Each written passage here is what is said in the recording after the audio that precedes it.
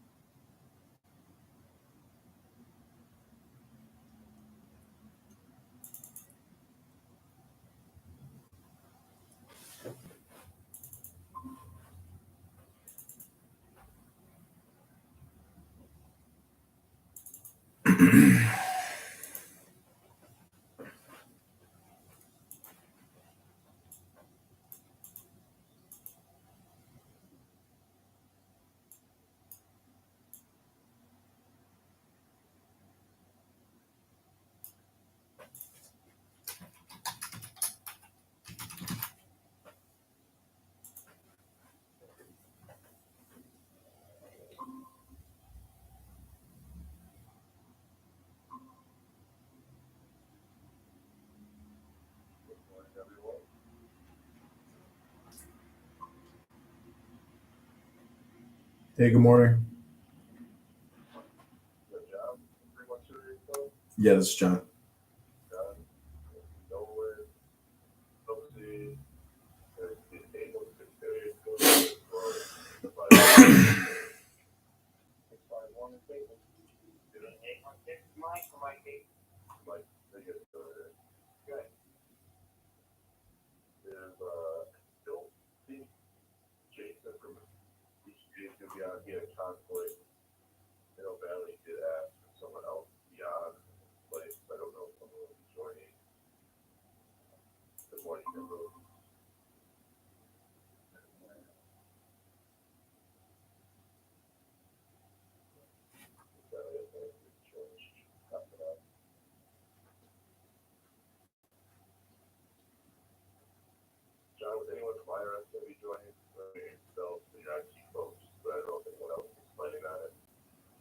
No, I do want to get a statement from security and IT and get their requirements for the swing space and the final space, and get those notes to you as well. So after this, I'll send them a follow up email.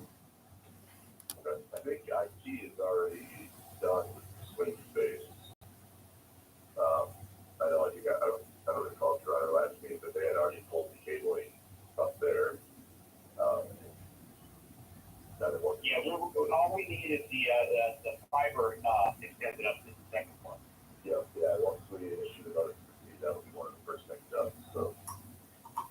Now, the only thing I can question on that is CI has their own network, and we've got to figure out what's going on with that. It's a system that we don't maintain, it's strictly CI, so I think they're working on how to get that extended up to the swing space for their use.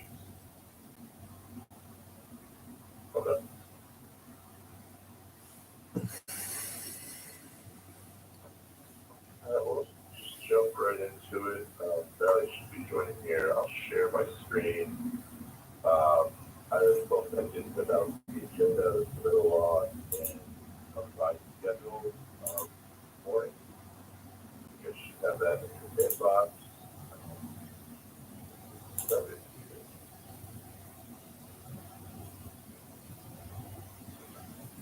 quick recap of who we got on. GSA, we have myself, Chelsea, and Central. From IRS, we have John, Mike, Anderson, David Potash, and obviously we have Nolan from first time. As I mentioned, Jason from HGA had a conflict. We were trying to get someone else to cover for him, but it does not look like they were able to. So just going right along, security clearance status. How long are we looking there? Nolan. Sent over a little house down this morning that has everyone we need on job. So the definitely proceeded forms for everybody. The people that we submitted was our drywall contractor and they just sent over some pictures. So we don't need them for a while on the job. So everyone's been submitted. I think the vast majority of people have been fingerprinted. 9% is pretty good for them. Okay. Can you just make sure I'm copied on that next time as well? I don't think they're real fun. Yeah, I don't forget that. Yep. Yeah, I know I saw some clearance roll in, I think last week at the end of the previous week. So I know they are, you know, clearances. I don't know, you know, do we have badges that need to be picked up or you reach out to individuals as they come in? Yeah, so I've got two to be picked up there coming in on Friday. Issued a handful of others and so they're coming in slowly. It's not as quickly as I would have expected, but they are coming in. Okay, that's good to hear. So I guess in terms of NTP, you're good with who we have cleared out on one? Yeah. Yeah, okay. Awesome. All right, moving along to submittal status. The submittal log here. Jason did say that he did return a bunch of submittals. Late last week, early this week, he's working on those. I know critical one is submittal. Are we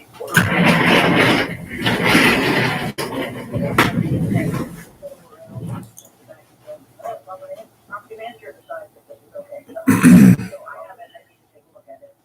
okay? And then once we get back, we come still and sure how we can resubmit and address any concerns that Bill had previously brought up. Yep, we went through and updated it out. Myself, Mayo, I think that we really better cover it. So, Okay. Awesome. Yeah, I think that's the real critical one at this point. Are there any others that we should be aware of that are not clear yet? so there's one, now that we submitted that RFI on the extension for the door. Now we extended that back, so the door guy is gonna send that sample, and then Jason talked last week, but if you need one with the door, the color, and then also the bark box, yeah. So he's sending that to me, I should get that this week, and I'll get that over to Jason. It doesn't, that's not, thanks to the lead time on that with my foods. But we did get the approval on, frame and hardware, so we'll order that. So we have, there's, no concern that it isn't frame on site, in time, which is probably the biggest concern, I guess. Okay. Here, I'm trying to think of anything else, that's pretty much it. Yeah, that's pretty much it. And then, yeah, and going into the RFI, I know Jason did. Does anyone have any questions about the middle? Anyone else? Everybody, GSA,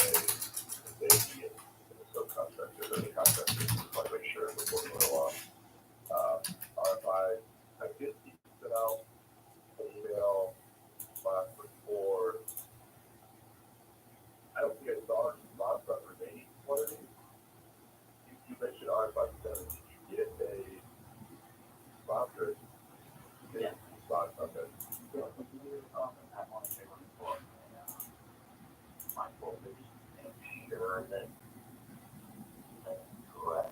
But I think the only thing that I think we got a response on our 5 6 too. I'll let you do one month. Came through when I was out west. So that's R57. Said R56, you believe me here too? I know I got an answer. I don't actually responded to it. Oh, this is a substitution request. I think we were good with it. We just needed it closed out. I don't think with everything they really don't continue that things are dying, no longer available, and then, you know, I think what we expect was also no longer available, so and close this match. Yep. And then basically the same thing with this year, 9-inch, you guys gave us direction. We submitted this middle of the shop drawing for the 9-inch based on building physical signage. So that one it's not a vision code, but well, they're the only one that I guess needs action, which is the outside, which I submitted yesterday. Okay. All right. See that one come through. I didn't have a chance to open it up yet. What's the issue with the reconcile? So we just need clarification on if you guys want to go with, I guess, the 24 by 24 size or, right, or size 12. Or like 24 or a little 18 by 36. Okay. Okay. Yeah, that should be pretty easy. So it's kind of standard, like 24 by 24. And John, you guys know, I think it's probably from your guys' standard, the R10 aftermath. 24 by 24 is pretty standard. I rarely do 18 by 36. Yeah, I don't know on that. Sorry. Okay. Yeah, I was thinking 25 by 24 and all a little less. Well, you can respond to that. Okay. If you need anything from us, go reach out, but should be good. All right. Look at Glenn. I was looking to something that was closed down, but I know we have provided you guys some responses on those. I'll follow up with Jason, make sure we get at least 7 responded to get that closed out officially. I know we discussed it and discussed on before, but I think that's one to get closed out. And then obviously, once the color match needs to work, Jason, hopefully match it and we're good there. All right, any questions on R5?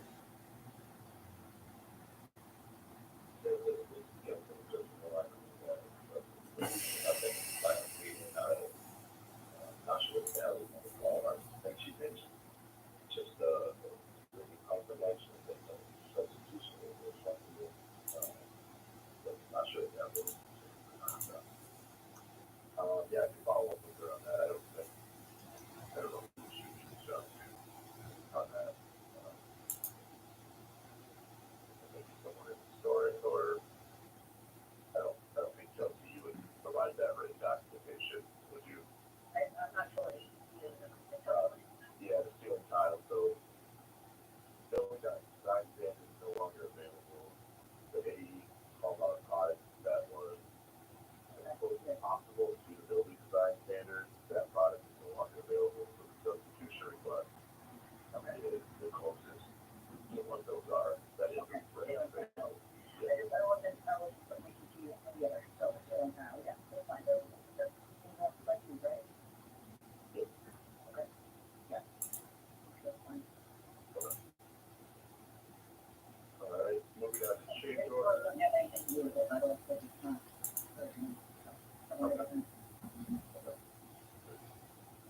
I never know. So sometimes there's a handful of everything. Change order, 5001 is already processed with the correct schedule. That's yep.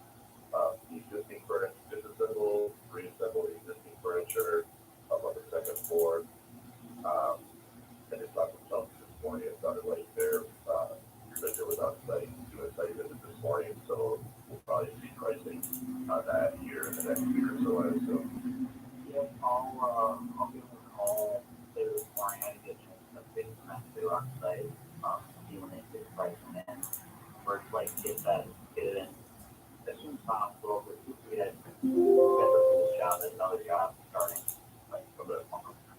Or like get this job started sooner rather than later. So Yeah, that makes sense. get pricing in quickly as we get. Yeah, hopefully we still have get the job started. But yeah, we get it over, very acceptable, as much as possible. And touch base on the moving on to the NTP and schedule, I think the revised one is sent across last week. We have mobilization for 212. But that would be tentative at this point, it's definitely dependent on that the cost of getting that mod completed so we can post on the first space. Right. I'm guessing that'll probably push at least a week. Okay. It's not like the Ubers that we've been talking to, then we would have availability. So once we get the amount of content and stuff, I think they'd be able to start right away. So, Okay. And then, Morning when I talked to them, they said they'd go free next week, but not the week after. okay. we'll see, hopefully, we can get the pricing in a little. That's a best case, and maybe we'll still get the pricing sooner rather than later. Okay. And then, I guess for the change order of 5001 that was issued, is your, local bids or whoever's running the fiber, can be available immediately to get that pulled? Obviously, we can't move, we don't want to disassemble and relocate the furniture without the network being already relocated up there. Yes, they're available. Okay. All right. Yeah, so I think once we do this, get ready to issue MTP, we'll probably just need to have a conversation, but sort of overall schedule for those items, getting the fiber installed, making sure the network is up and running, and then relocating the furniture and focus on the first floor. Yep. All right. That was all I had today. Anyone have any other questions or any questions on the schedule? I have a handful of things from today when I have the opportunity to Go ahead. testify. Okay, so first of all, I want to ask IRS to communicate with your local folks because they have no idea what's going on. They don't know what's going on, if they should be typing up, that sort of thing. Everybody was surprised when I said that everything's moving to the second floor. I'm like, okay, tag our stuff's moving. So they really don't know what's going on with them, how it's happening or when it's happening. So I just asked you to make sure you're communicating with them. The movers themselves, we were all, coming down the mover to the second floor, it's gonna come back down to the floor of the dumpster. I don't know where you are in the excess process with anywhere, but, movers were here, they do recycling as well, and so we'd be happy to take all those metal cabinets and recycle them, there's no charge for it, we get them out of here and take them to recycling, so rather than hauling them up and back down, I don't know if that's an option at this point. And out of scope, but something that just presented itself this morning, the air conditioning unit in the IRS land room has crapped out on us. It's a 1995 model, it's obsolete. It is owned by the IRS, we can connect as part of the overtime utility, but it is owned by IRS, so Sean, as the local office, he's been really want to put a ticket in it, we're just gonna be remodeling everything and send things for, in-house. I don't know if that wants to get that, we want to go into this, put in any issues and Yeah, Mike is on the phone. He'd be able to address that. I think that's a critical need item. Yeah, I think he dropped off. So I think David's on, but it doesn't look like Mike dropped off. Yeah, we need to get if we get there on a little bit long. We're going out there. Yeah, now it's a good time to do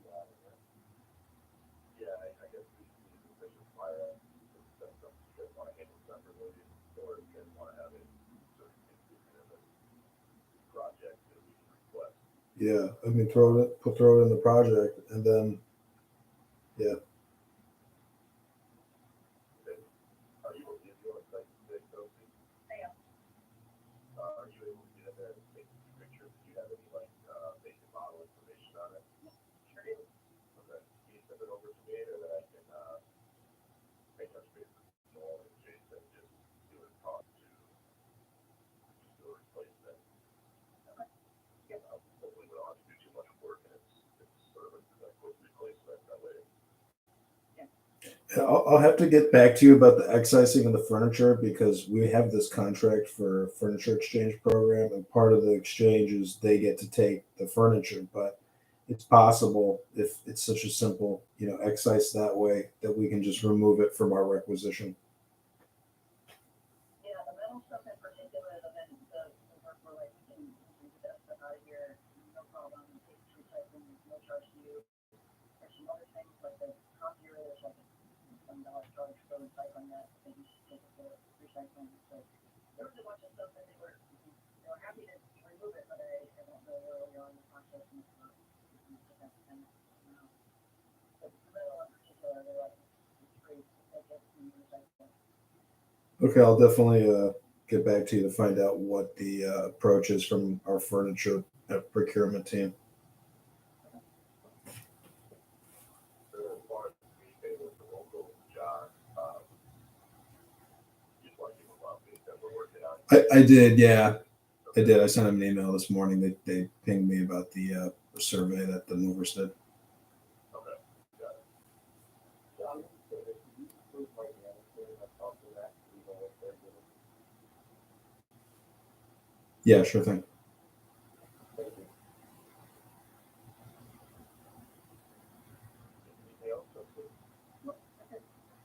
Thank you for coordinating that visit this morning. We appreciate that. Hopefully, the movers are able to get a quick turnaround and we can get started on this project.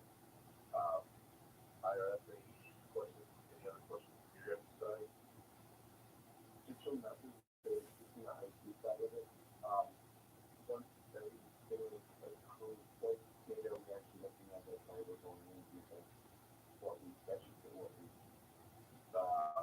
So that's what I mentioned. We have to, once we get the prices for the move and available dates, we'll have to sit down and discuss. But right now, there really is. Okay. The tentative schedule is the week of the 12th. But that's all mentioned, that might still be a week. So that's probably the place that we're in. Now, do you guys have, once that fiber is installed, you guys have to get the final connection set to verify everything's working? That's correct. Okay. Yeah, we'll make sure that you guys are included. So we discuss that schedule, so you guys can make arrangements. John, anything from your side? No, nothing I can think of off the top of my head. Thanks. In general? All right. And then Nolan, anything else? Personnel? No.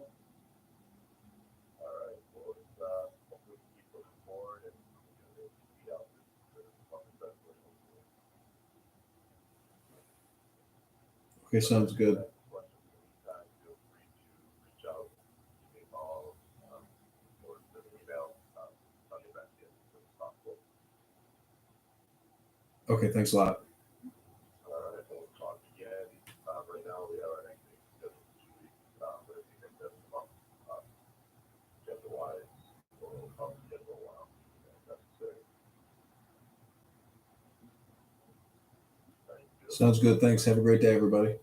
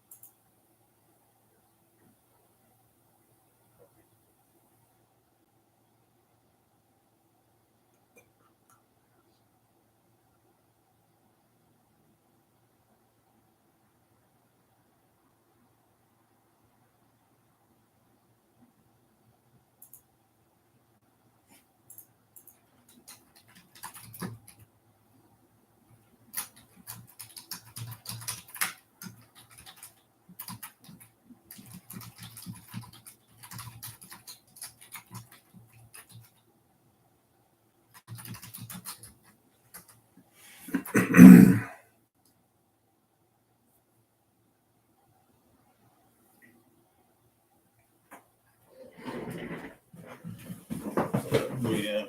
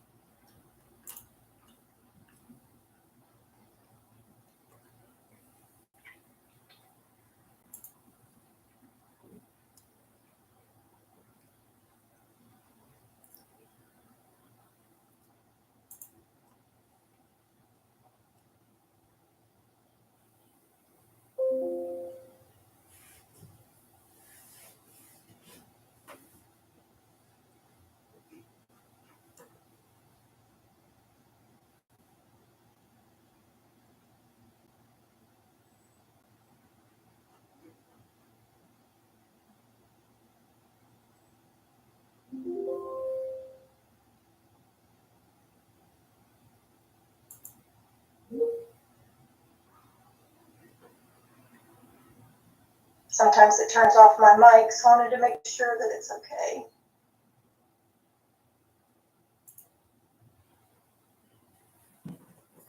It is spinning and spinning. How many of you have gotten the Windows 11 update? So that now you're just spinning and spinning. It's gonna be okay. All right, good deal. Looks like we're doing it. All right, so if you do need to speak, it's going to ask you, if it hasn't already, it's going to ask you to, the portal and mute your mic to agree to be recorded. And my mic is giving me echo. Let me reposition it, see if that helps. A lot of people have asked me in the past, so I'm going to show you just really quick. That's one of the reasons I turned this on for my camera. I like to just start the calls with the camera on. This call, as you can see on the title page, is the monthly call for project managers. This is the first one of the year. Welcome to January, or the end of January. This is a forum for project managers and others, our stakeholders, internal, a couple of external as well. But we do news and announcements. We do a little micro training here and there. It's also considered a community practice, really. And it's all part of the knowledge management so that we can share with you and then create a library over in the Teams for this call so that you can go and look at other, previous calls and materials from that have been shared then, as well as the recordings and the transcripts, which hopefully will work flawlessly this year. That is our hope. We had a little trouble last time. Hopefully it's going to be much better. The one thing I wanted to share with you, a couple of people have asked me recently, how do you not wear a headset when you're talking, because they bug me and all that kind of stuff, and they do. But I purchased, Devonna Roselle showed me this before, a long time ago when we were doing all these recordings. This is I use the Blue, I think it's called Blue, Blue microphone, and it works great. And it's just a USB port, like right there. You gamers out there, you know exactly what I'm talking about here, because we use that for that purpose as well. So anyway, I bought it myself, but it's so much easier than wearing the headset, and I'm here all alone anyway, so it works out for me. Anyway, all that done, that was just a little aside. Welcome everybody. We're going to get started now. Looks like we're still loading up. Trying to see our count of people in the room. I like to see that. It's taking a moment. Very good. Okay, well, so let's get started in our usual manner, which is we talk about training. Let's hope that this works. There we go. Here's our agenda. Today we're going to be talking about training. You see we have a full agenda here. I'm going to go ahead and stop sharing my camera. There we go. So that should make things quicker. So we have the Treasury Directive. We're going to be talking about that, as well as interview rooms. We'll have a TRIREGA update, furniture updates, project funding and budget notes, specifically about ratifications, and then the project review process, in particular the TPOC community of practice, and then criminal investigation. We have a quick little note on that for their O3 and hoteling situation. And then a project showcase. I'm very excited about this. So stay tuned. Stay on the call. We got some really cool pictures and neat information for you about a project in Chicago. All right. What's up first? Let's go to our. Oh, yay, it does work. Oh, my goodness, that's tiny looking. Sorry about that, y'all. I didn't check that before it got up here. But we do have some upcoming training. We have the furniture planning and procurement, which is an ongoing training process that's out there. The next one is scheduled for Austin, Texas in February. That's 6th through 9th, in case you can't see it in the tiny little print on your screen. In case you don't know what that is, they focus on the furniture facilities manager role, planning for furniture throughout the project life cycle, because it's a day one kind of plan. You got to start thinking about your furniture from the moment you begin a project. They cover furniture floor plans, furniture installation drawings, and of course procurement packages and working with vendors. Any questions on that? Let's see, any questions? Okay. All right, there we go. Can I show it again? Lucretia, I missed what you were saying. Perhaps you're talking about the mic? Blue mic? I saw you in the chat. I just noticed it. Okay, I'll show it in just a little bit. Very good. Thank you, Lucretia. Appreciate. I'll show that to you. All right, then we have advanced furniture planning and procurement for the furniture specialists. That's coming up in March 5th through 8th, and that's in Albany, New York. And this is really focused on that furniture specialist role, and that's planning for furniture throughout the project life cycle and all the other things we talked about. But I believe it's being held, Deborah, are you on the line real quick? Do you want to speak to that? It's being held in Albany, New York? Because Yes. Can you hear me? I can, yes. Yes, it's in Albany, and it is for furniture specialists, and we will actually be doing a short tour of Davies, which is our furniture exchange contract folks. And then we will be in a GSA building, which is close by, doing some really extensive training with the furniture specialist, hoping to train them in how to check the packages and just make sure they know what's going on. We did an initial training for them back in October, so we're kind of recircling and regrouping with them and hoping that we'll get them ready to start looking through some packages for all you guys. Yay, that was good news. Hey, and this is Donna. Hey, Donna. Hey. So, those that are attending this Albany, New York, Albany, I'm never gonna get it right. If you have hotspots outside of your cell phone, bring those with you. Because it is a GSA building. And speak to, pay attention to your emails. We will be sending an email to you guys with some additional information, any of the furniture specialists. Very good. That's awesome. Neat. Thank you, Bon girls. Okay, so there's inside joke, right? All right, so let's. Okay, the next one on the list in the tiny little type on the screen is MREP, and that is MREP 2.0. And, oh, sorry, I should have asked if there were any questions. Lucretia, yes, says, is there a list of those furniture specialists? And I think that's posted online on your SharePoint site. Is that correct? Donna? It's on the geographical contacts. Yeah. And we, for Patrick, I'm gonna have to send him an updated list for him to update. I don't have authority, nor do I want to have the authority. This is a rare case when I don't want the power. So we have got some new updates for our furniture specialists and their backups. Okay, sounds good. And hang on the call. We'll, after we finish the slideshow, we'll do our best to show where that is. Oh, there it is, Briar. Briar is so amazing. She's put it in here. So look in the chat box and there's the link. There are a couple of changes though, but we'll update it. Okay. Patrick. There's, yeah, perhaps that's SharePoint. Yeah, sounds like a plan. Okay. All right. So let's move on. Unless we have any other on the questions on the furniture training. Doesn't look like it. Yeah. All right. So the next thing is MREP 2.0, and that's the Managing Real Estate Projects class, and that is scheduled for May 5th through 18th. And yes, that's 2 full weeks.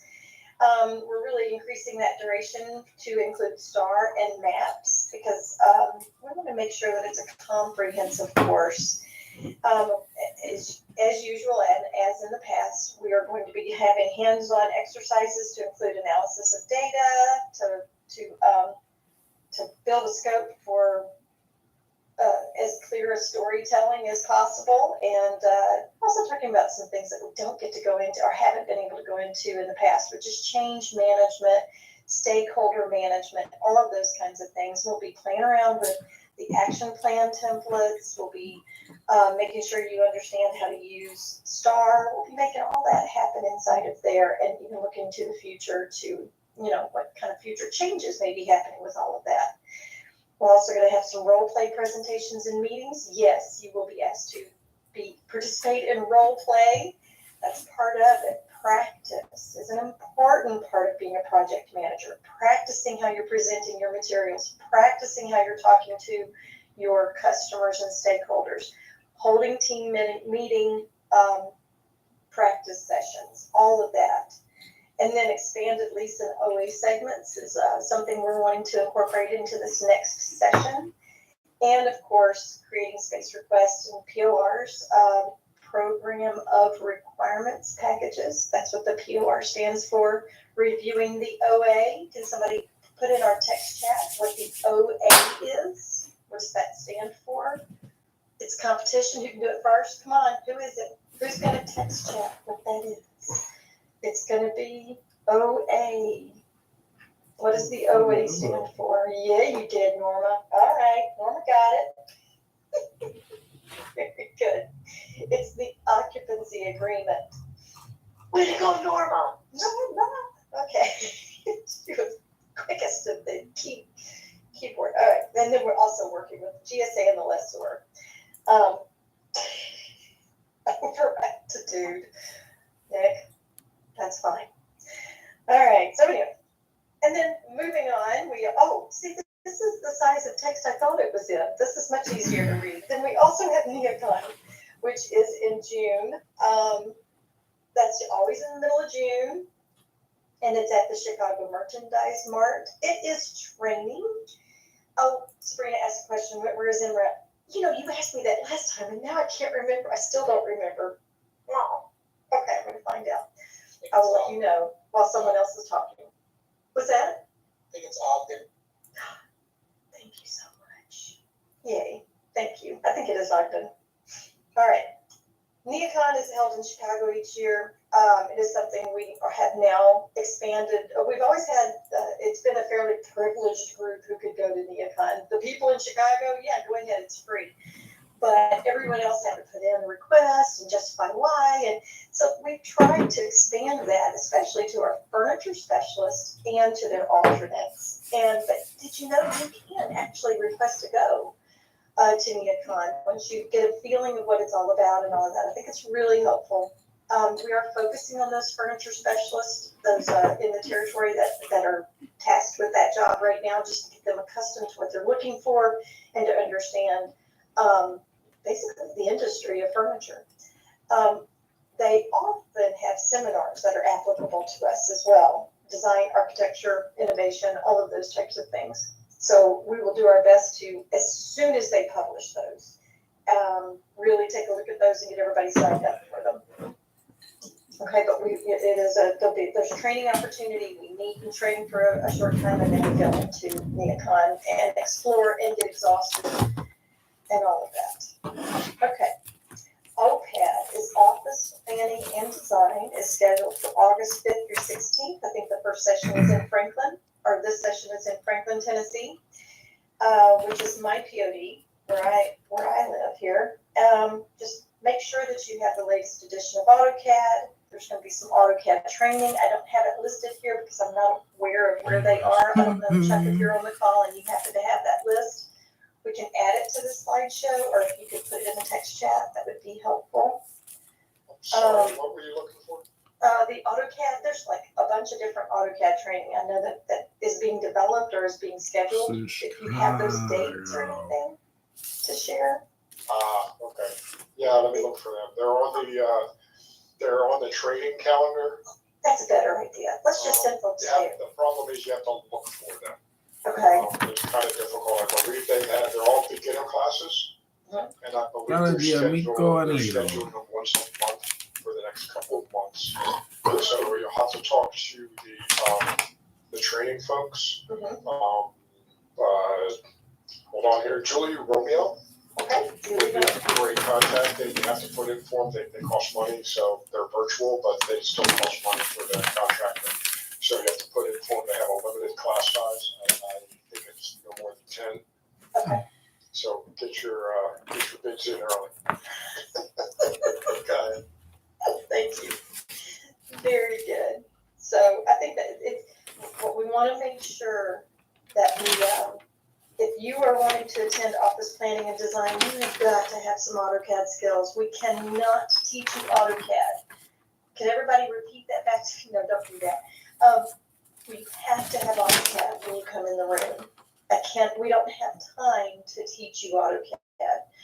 We need you to be able to use it so that you can actually develop a space plan and walk away with skills that have everything to do with space planning and egress and circulation routes and understanding how people use the space and find their way through space. We have a whole lot of topics to cover, and AutoCAD is how we illustrate that. It is a tool for us teaching you that, but it's not a tool that I can teach you how to use while you're in that room. Okay, so we'll update this right here to indicate what Chuck you just described, so for the future slides, and make sure that you can get out there and practice on AutoCAD, take the classes and all that. Any questions? Have I missed anything else here? Let's see. Okay.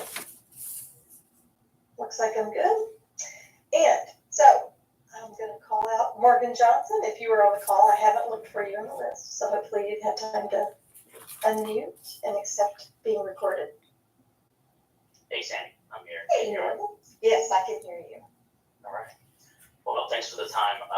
I'll try to be brief. I know there's a pretty full agenda, so I just wanted to kind of recap and discuss the Treasury Directive that was shared by Gary Lombardi earlier this week, and just talk about kind of the impact that we foresee it having on our operations. And I think there's a short-term effect, there's a long-term effect. In the short term, the Treasury mandate, the Treasury Directive, it mandates that no more than 1% of O3 employees are assigned to a dedicated workstation or office. And it uses the language, the O3, the out of office, which if you're not familiar is 80 hours or more per month out of the office. And in the recent past, we've been focusing our efforts for hoteling on frequent teleworkers. So there is a little bit of a shift there. We're going to need to pivot towards and including O3 employees in the hoteling implementation process. Just to give you an idea of where we stand currently, the mandate is 1%, no more than 1% of O3 employees assigned. We're currently at 67%. So long way to go. Yeah, it's a little daunting, but we'll get there. I mean, we realize there's the hoteling implementation process is not easy. There's challenges and dealing with local negotiations, certifying O3 is another process. So everyone here is busy. So it's just really it's going to be a priority over the next going forward. Essentially, we're going to need to report on our current status and our progress in hoteling implementation to Treasury. We're going to have to do that every year. So we're going to have to really drastically increase our implementation efforts, and particularly in those posted duties with a high percentage of O3 employees that are assigned to a workstation. What we're doing, at the headquarters level is developing a communication plan with business unit executives. So, we have their support. We're also presenting to the DCOS to request their support.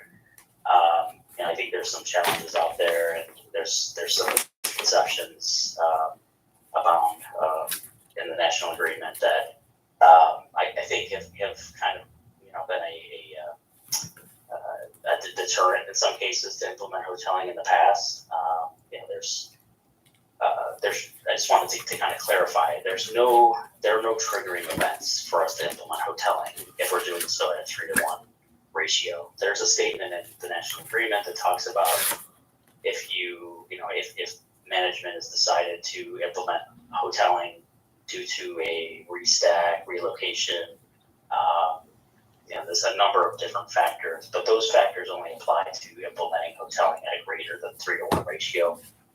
So that was really, I think, one kind of ambiguous statement that's in the national agreement that might have held us back in terms of it's really one more thing that kind of is a challenge for local negotiations. And there's also another that talks about functional areas. It talks about appeals, AUR, ACS, and it's the section that I'm referring to is 20A3 that talks about workstation size. So, it mentions that employees of those functional areas will retain their workstations, but it's referring specifically to workstation size and not employee entitlement to a workstation.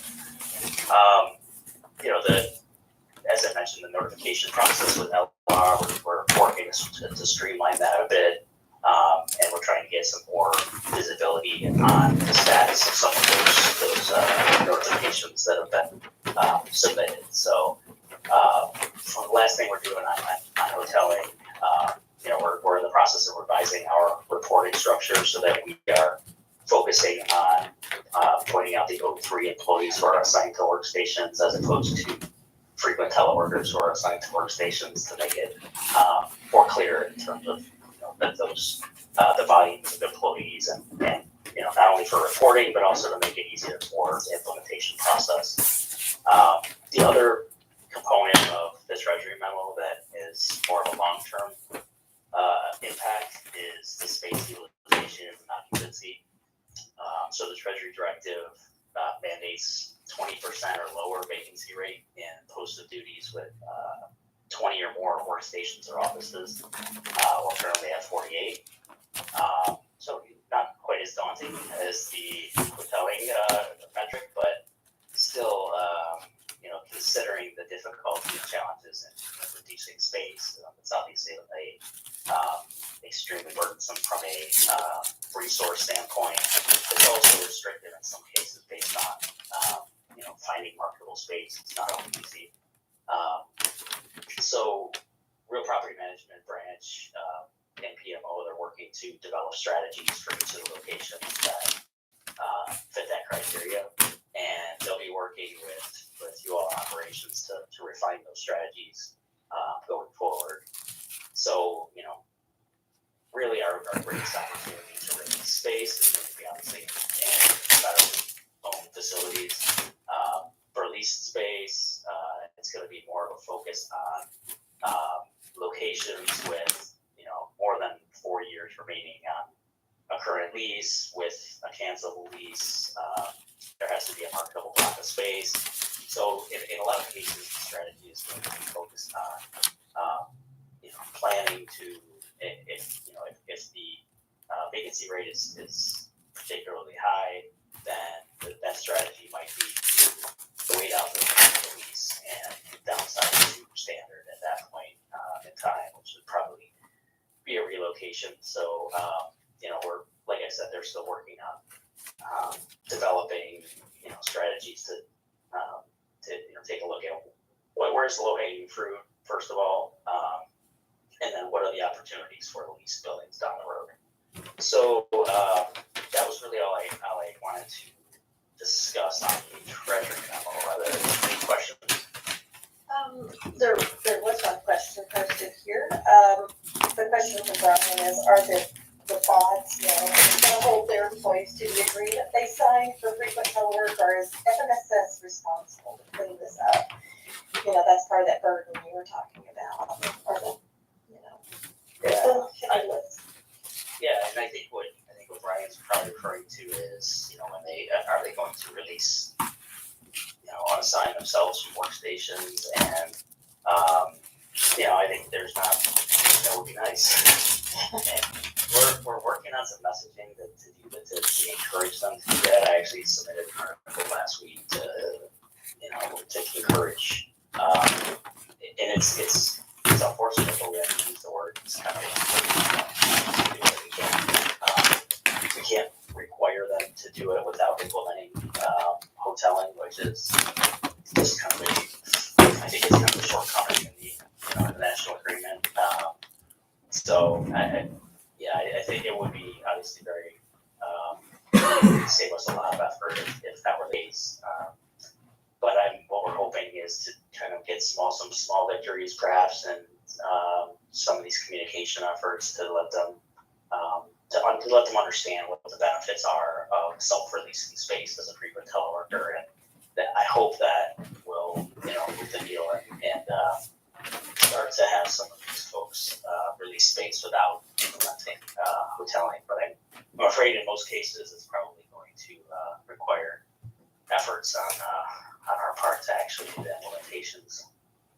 Yeah, I think it would be really great if in the future somehow it's a magical button when they sign that agreement, or maybe even as they begin reporting etc. on a consistent basis that they're out of the office more than they're in the office, that there would be something that says, hey, looks like you need to vacate your workstation. Here's how you do so. Maybe there's something like that in the future with them.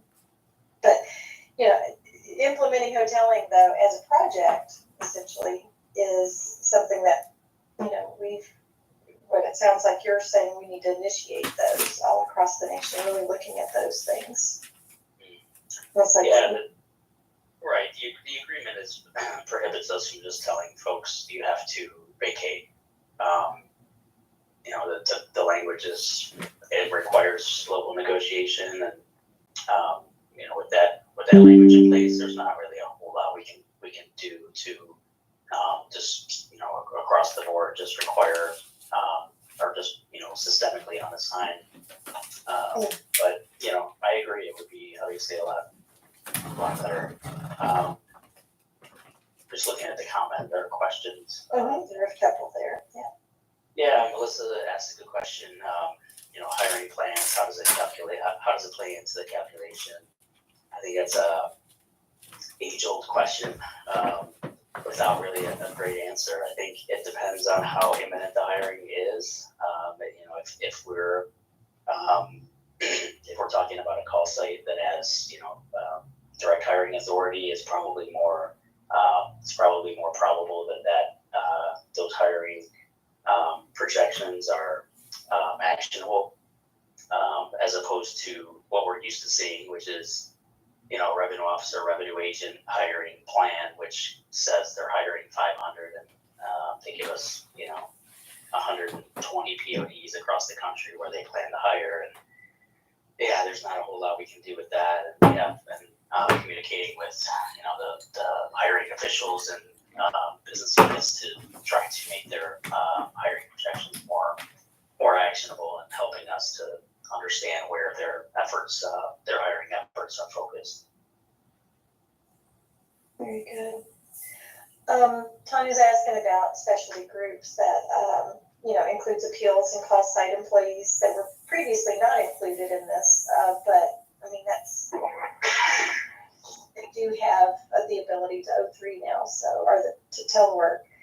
But with those specialty business units like appeals, they're going to hotel, but they're going to hotel within their own workspace, and that's the workspaces that become vacant in there and not really available for anyone else to use other than appeals. So. And there was on that topic, there was an article that just was posted to Hire Resource yesterday that talks a little bit about how specialty areas should locate locate hoteling in their designated areas, and it shows how they're labeled. So that was a good article to kind of inform a little bit about how the business units can embrace hoteling in those specialty areas as well.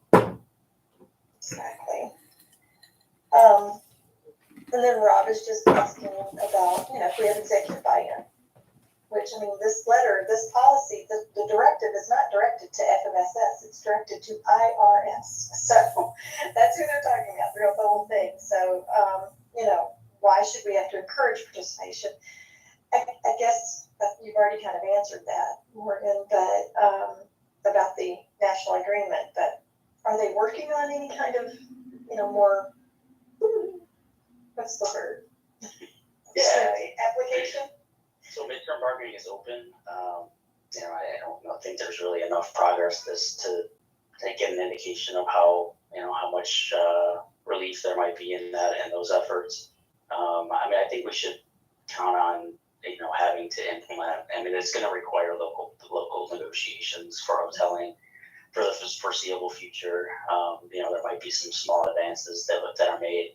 Hopefully streamlining, the notification process. But as of right now, we don't really have any clear understanding of how that might look in the new midterm agreement. Mhm. And James was going to be on the call. He's going to try to join out. He had an overlap here, but as I understand it, James Carney, the LR, our embedded LR person, talks about that negotiation, because everybody always asks me, what are we negotiating? And I ask the same question. It's already there. You've signed the agreement. It's a voluntary work life benefit program. The negotiation is really about where the hoteling workspaces will be. And then as people vacate their workstation to become a hoteler, if they're in this prime workstation that's by the window or, next to the coffee bar or whatever, that EOD thing, that process gets put into place. So there's a process to be followed. That's the point. That's what the so-called negotiation is. And, we don't typically care where the hoteling workspace is. We don't really typically care where the vacant workspace is. So that's kind of between management and the union, and there's already kind of a process in place for that based on EOD date. Hey, So, Sandy, I'm on the call. Oh, you are? Hey. So Yeah. James is here. We're really not at liberty to discuss the national midterm proposals that are going back and forth, but and like Morgan said, it's open. But as far as our current local negotiations that unfold, if there's ever any questions on that, feel free to ping me. But there is a process in place, and the process pretty much takes care of everything from point A to point Z through the steps. So. Yeah. So it shouldn't be that onerous, and it's not really about the whether or not we're implementing hoteling. It's how to go about it, what it'll look like when it's done, that outcome, right? So very good. Thank you. Hey, Robin.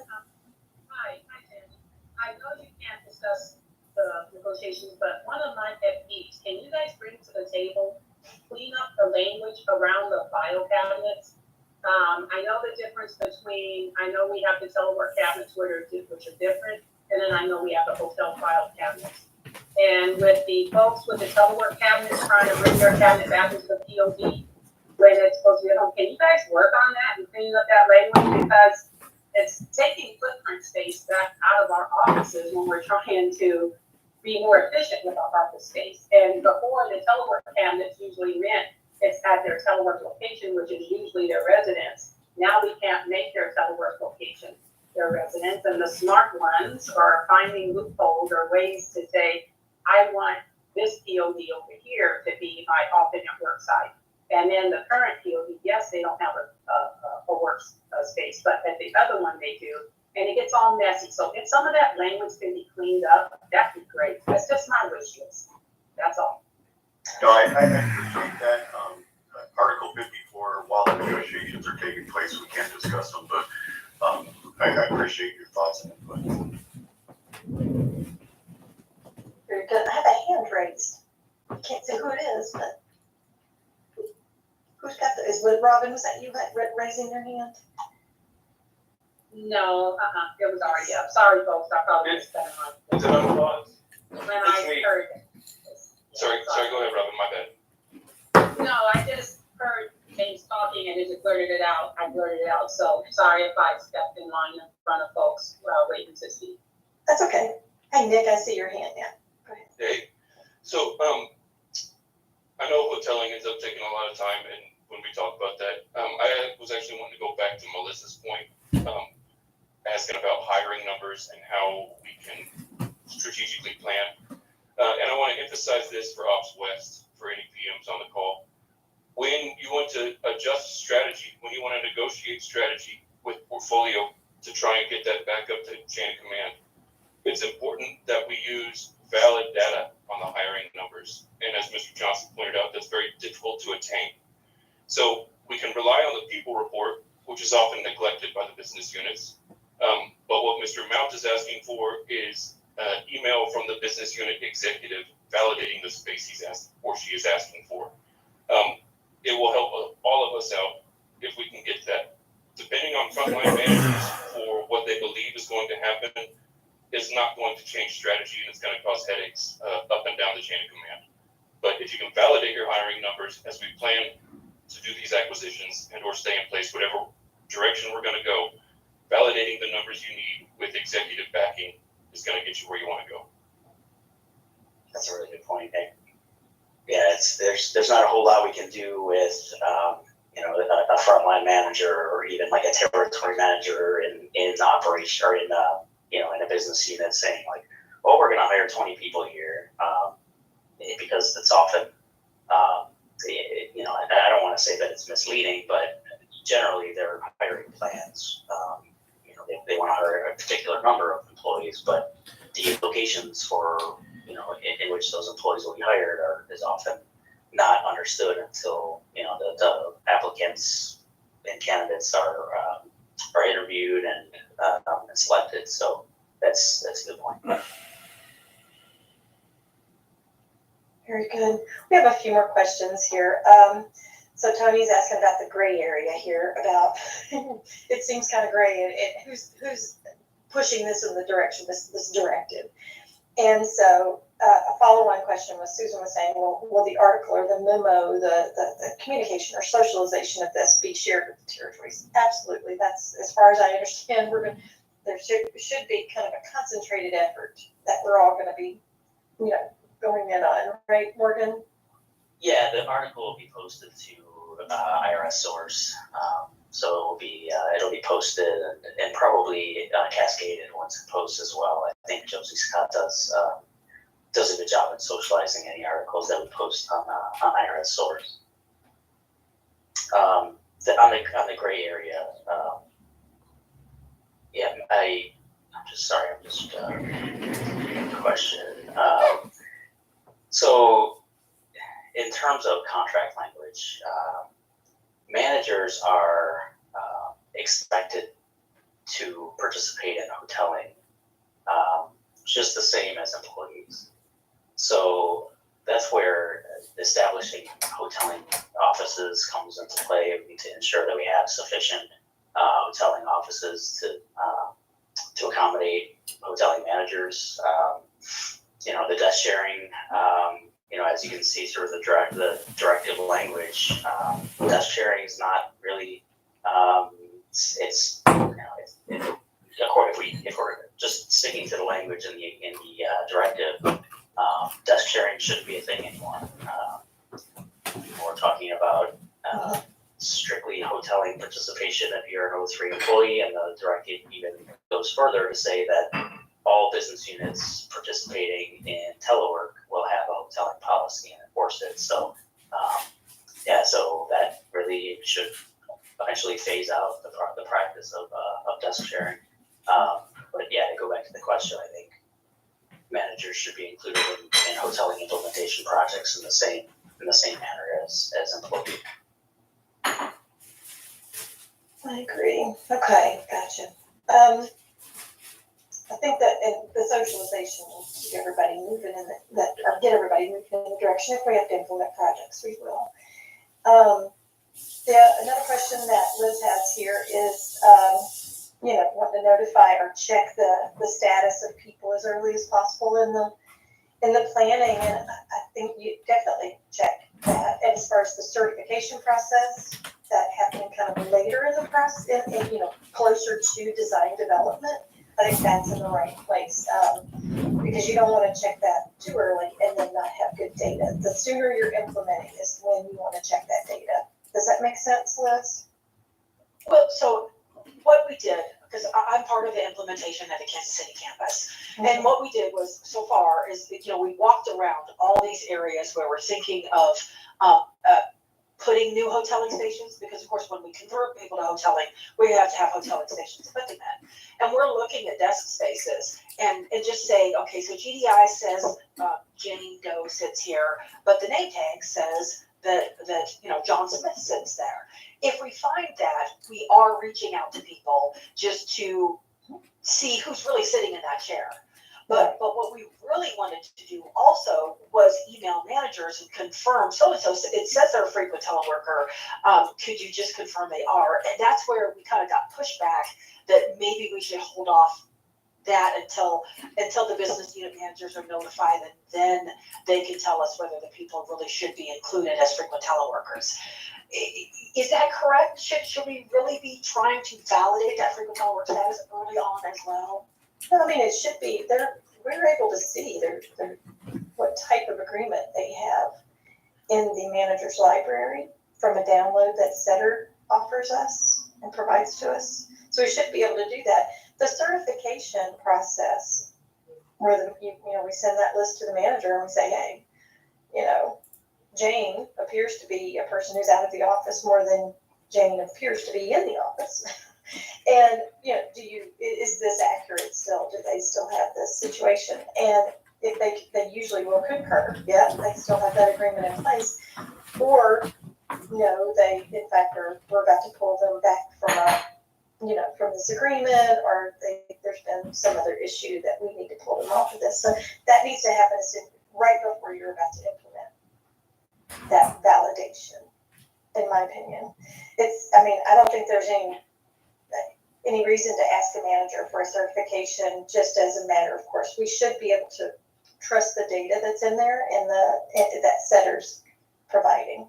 Because I think if you got to look a little deeper into the program that we are supporting, and that's the telework program, which is not our program at all. We hold only the O3 program, which is in support of that program. And each business unit, each BOD has a team of people who are supposed to be checking that Jane is reporting her time correctly, that Jane's Setter reflects the actual what she's doing and and supports the type of telework agreement she has signed. If she signed a frequent telework agreement, but she's reporting in the office more than 80 hours a month, then she's on the wrong agreement, and that's up to her own. I can't remember the name of that. If Ellen's on here, she knows the name of that group, but it's a group within Jane's business unit who is watching the Setter, and they would be contacting Jane and saying, Jane, you need a recurring telework agreement. Let's pull back this frequent. Or is there a reason? Are you working a special project? What's the purpose of you coming in the office more than you're reporting to your report? That's their business. You know what I mean? And that stuff needs to happen. And right before we implement, or right as we're planning our project, we should be able to trust what's in there because of their work. Does that make sense? Yes, it does. We Yeah, just I don't happened to want to stumble go upon a couple of Sorry. Go ahead, I'm sorry. Well, no, I was just going to say, we happened to stumble upon a couple people during the course of our floor reviews. In speaking with them, they mentioned they're not frequent teleworkers, whereas our data shows they are frequent teleworkers. So it kind of got us into this concerned mode. But I see what you're saying. So we worry about that. Yeah, and so, if you encounter a person who's like, I don't have a frequent telework agreement anymore, then you say, well, sure looks like you do, so you might want to go find out. According to our data, which is not our data, it is Setter information. Very good. Let's see, looking in here, I've got four more questions. Brian, I think that just kind of answered your question. We're not involved in the frequent telework agreements. It's not our program. So that's a telework program handled by HCO. Our program is O3, and I'm with you. If there was a magical way for every time a person signed a frequent telework agreement that they immediately get an email or some kind of directions and instructions on how to vacate their workspace, I'm thumbs up. Let's go. Let's figure out a way to make that happen. Let's see. Okay. I'm looking here. We want to validate if there was an issue about the homeless POV. Robin, are people that have been homeless POV or who were frequent teleworkers and requested a file cabinet to their home site, are they trying to get those moved back into the office? You could confirm that or not? Because I had the same question. Yeah, sometimes it's folks that are just getting starting the hotel program, and some cases, some employees now are saying they don't want a file cabinet at their house, and they're asking if they would ask if they want to move it back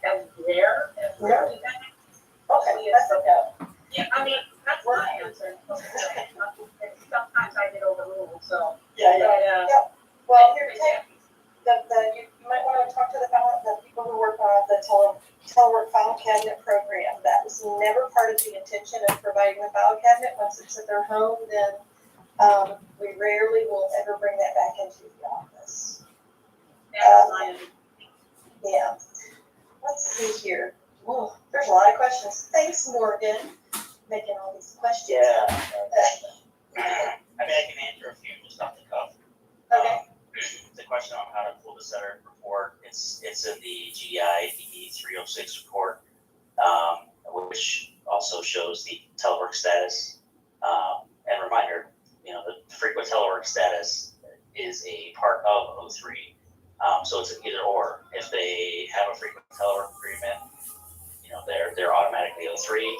Or if they're more than 80 hours a month out of the office, they're automatically 03. So if someone says that they don't have a frequent telework anymore, and they happen to actually be under that 80-hour a month threshold, that's fine. If they say they're not a frequent teleworker anymore and they are over the 80 hours a month, it doesn't matter. They're still 03 and they would be subject to hotel implementation. Did I miss anything else? AM, according to the contract, is subject to hoteling. That's not the practice. I think we've kind of been allowing some discretion there, but and that's going to be one of the focal points of our our set notification communication plan is to really center around call sites and campuses to essentially develop a holistic strategy so that we're not constantly in these sort of local one-off scenarios where AM in Oakland is doing this and AM in Dallas is doing something completely different. So that's one of the benefits of the Treasury memo is that we will, it bolsters our case to actually start to get some of those agreements put in place. Yeah, some consistency, obviously, in how we address those. Nice. All right, sounds good. So, guess what? In a related news topic here, one of the reasons that we, that not just the Treasury directive, but one of the reasons we need to implement hoteling and that we should be staying on top of this is to not create capacity for hiring. But guess what? Now we're going to need to create capacity for perhaps building some interview rooms, right, Morgan? That's right. SBSC changed their policy so that they discontinued unannounced field calls, which means that instead of revenue officers, revenue agents are instead of making their initial contact in the field, they're required to send an appointment letter. The taxpayer comes into the to the POD where they would conduct a face-to-face interview. So as that policy changed, SBSE put together a quote-unquote safety team, essentially to canvass locally and representatives in each POD to report up on the status of interview rooms in each of those PODs. So we've gathered, they've reported up that data. We've also put out a control and for FMSS operations to do the same so that we can reconcile the reports from each side to understand more about what is needed to bring some of these rooms up to compliance. There are a lot of rooms, a lot of interview rooms that do not have two entrances. There are some that don't have duress alarms installed, although that's a much smaller number. And there are a surprising number of interview rooms that require the taxpayer to be escorted through the secured space.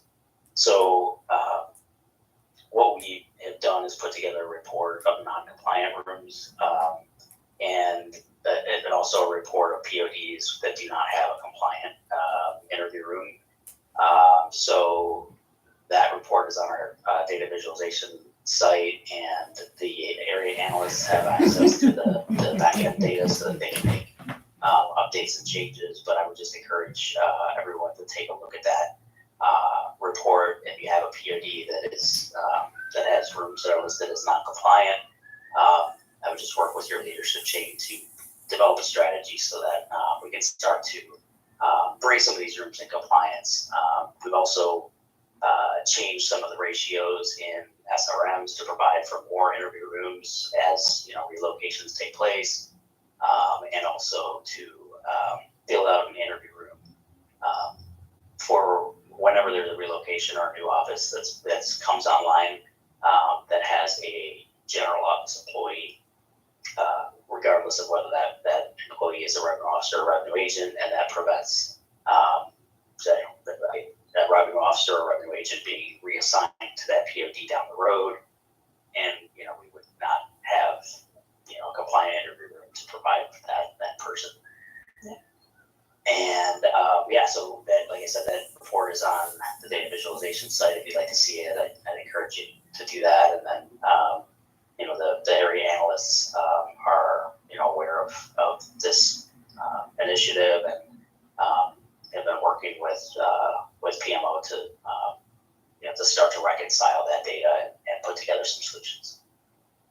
Very good. So more to come on this as far as the direct impact on you and your project right now, but very good. Thank you, Morgan. Thank you. I'm looking to see if there are any questions. Tamika's making a comment that perhaps this will go unused, but as I understand it, Morgan, you've actually, part of this survey or study has indicated that that SBS is reporting that they're not able to conduct all the interviews that they intend. Is that correct? Yeah, it is, and the reservations have tripled over the last couple of months on the national level. Okay. And it's a commissioner priority. So it's obviously if there's I question in some cases how revenue officers and agents have been operating up to this point. Office visits are not new. The only difference is that now they're required for initial contact. But officers and agents have always issued summons. They are supposed to have been requiring those taxpayers to come into the office to have these interviews anyway. So I don't really understand how they've been doing that to this point. But nonetheless, Very good. Brittany has a question just real quick. Yeah. The 1 year mandatory in the office, unfortunately it varies by business unit. So I think in some cases they've been more, some business units have been a little bit more liberal on that process, and others, TAS, for example, is one that requires the 1 year in the office as a requirement. So I don't have a good answer for you on that. It's not something that's written in policy, so it's just been sort of held, inconsistently applied by the business units. Very good. Wonderful. I think we hit everything on this, and I know that there will be more to come on all of these topics in the future, so keep an eye out for it. Thank you so much. Morgan, let's see. Sure. We do have Chuck on the line. Is next. Chuck, we had asked you if you wanted to do a little Tri-Rita update, and so what you got for us today? Okay, I'm here. I'm going to do another graphic-free dog and pony show. You get graphic. I got graphics here. Thank you, Cindy. So people have something to look at while I talk. Oh, okay. Will you want me to stop presenting? No, that's fine. Oh, okay. I don't have anything, so this is great. Oh. Better than a blank screen. I'm with you. Okay, so real quick, because I know we're ate into the time pretty good here. So we're moving ahead pretty well with the Tri-Riga. The workshops are happening fast and furious. There's workshops going on this week.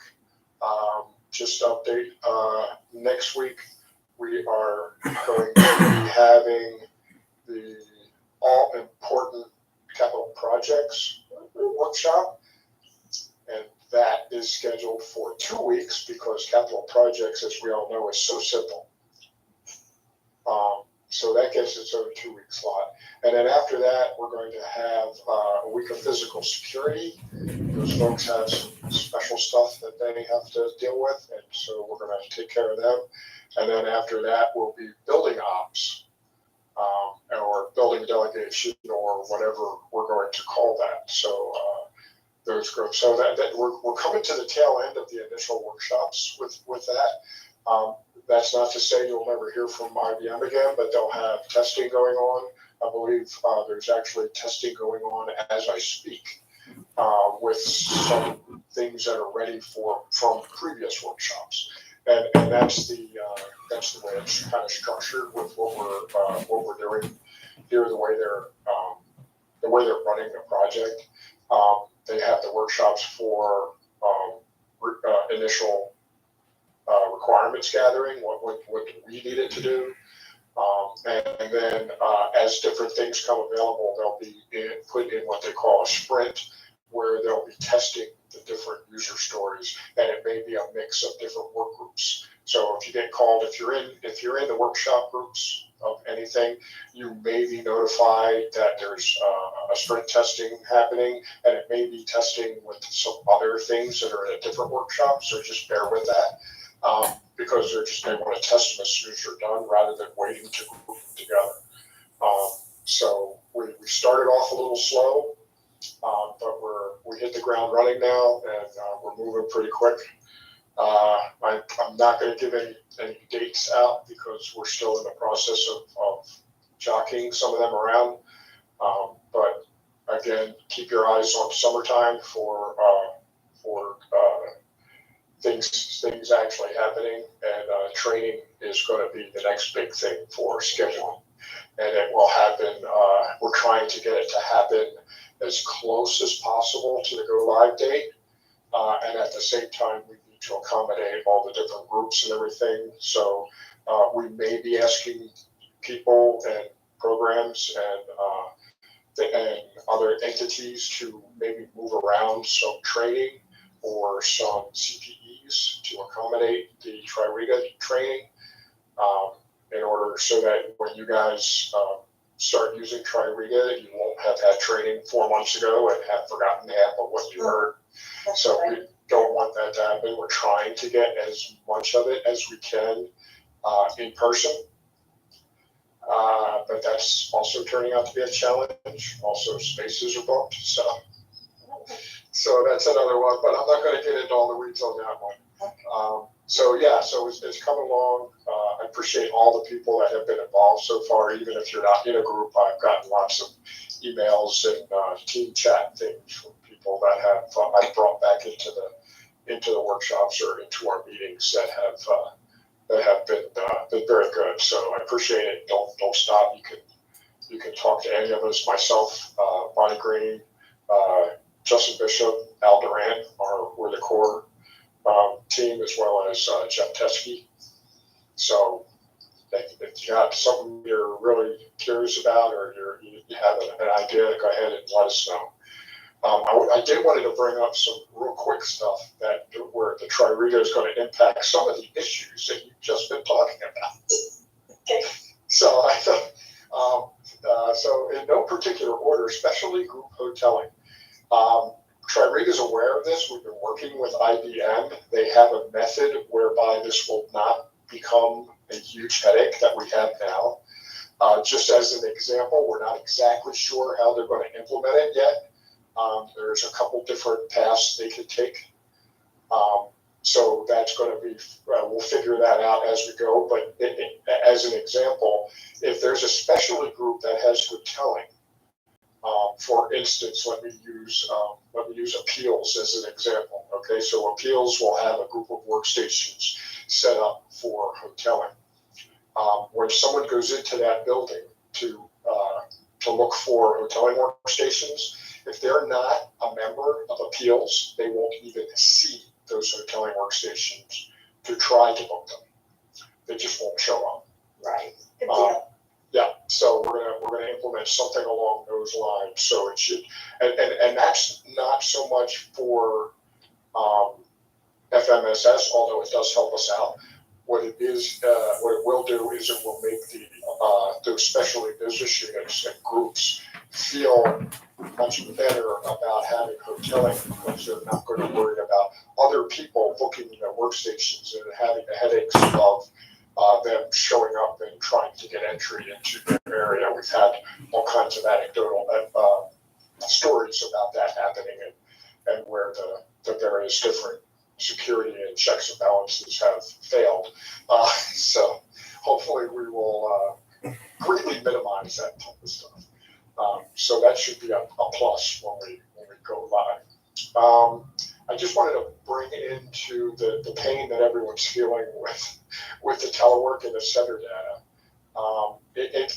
We're going to do the same type of feed that we have now in GDI, and it's a two-stage feed where we get that information from HCO, and unfortunately, I don't think that's going to be much help. We're still going to have the same issues where the data is just out of sync a little bit, and that's because HCO updates their database on a pay period basis, which, as you all know, is 2 weeks.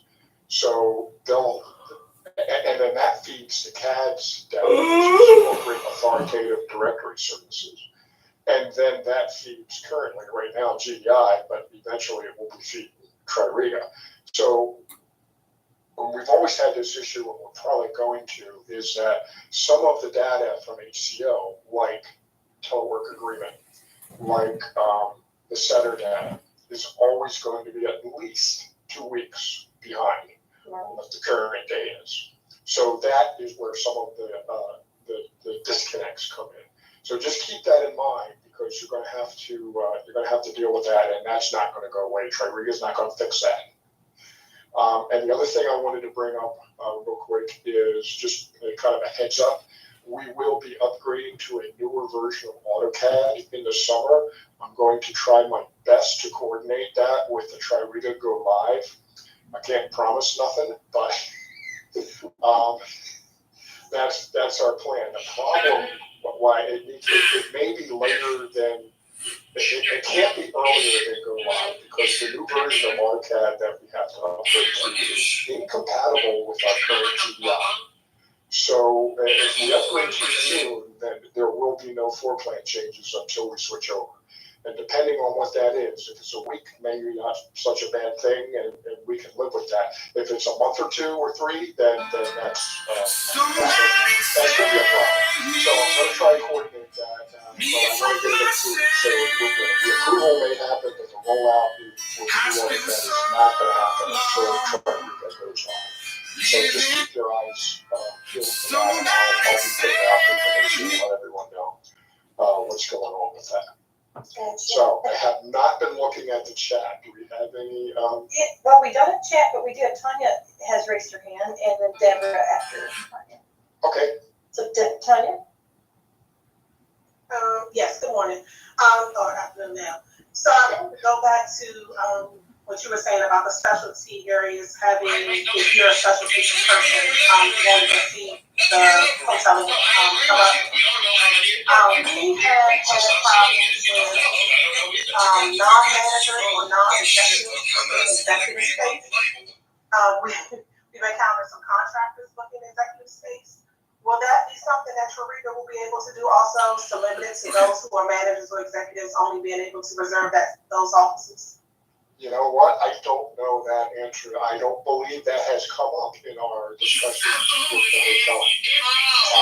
But I'm going to take that down as a note, and I will bring that back and bring it up when we are in a meeting next time we discuss hoteling or space occupancy or whatever. That's a great idea. I don't know if that can help, but it's worth asking the question. It's been a huge problem, well, not huge, but it's been a significant problem in terms of federal government. We've encountered all kinds of people booking executive offices because, of course, they're nicer and they want the privacy, but sure. They're not. And they have better views too. Right, exactly. Yeah, sorry I did that. Sorry. Okay. Okay. All right. Hey, thanks for that. Thank you, Tanya. That's a great question. Okay, so Deborah, you had a question? Your hand raised? I did. I'll have a quick question for Chuck. Do you know when Tri-Riga is going live? And the only reason I'm asking is I'm thinking about how the new AutoCAD may be affecting OPAD class in August. That's why I wanted to bring it up. And I don't know that off the top of my head right now. I know we're in the process of adjusting the contract with a couple different things, and one of them is the projected go live date.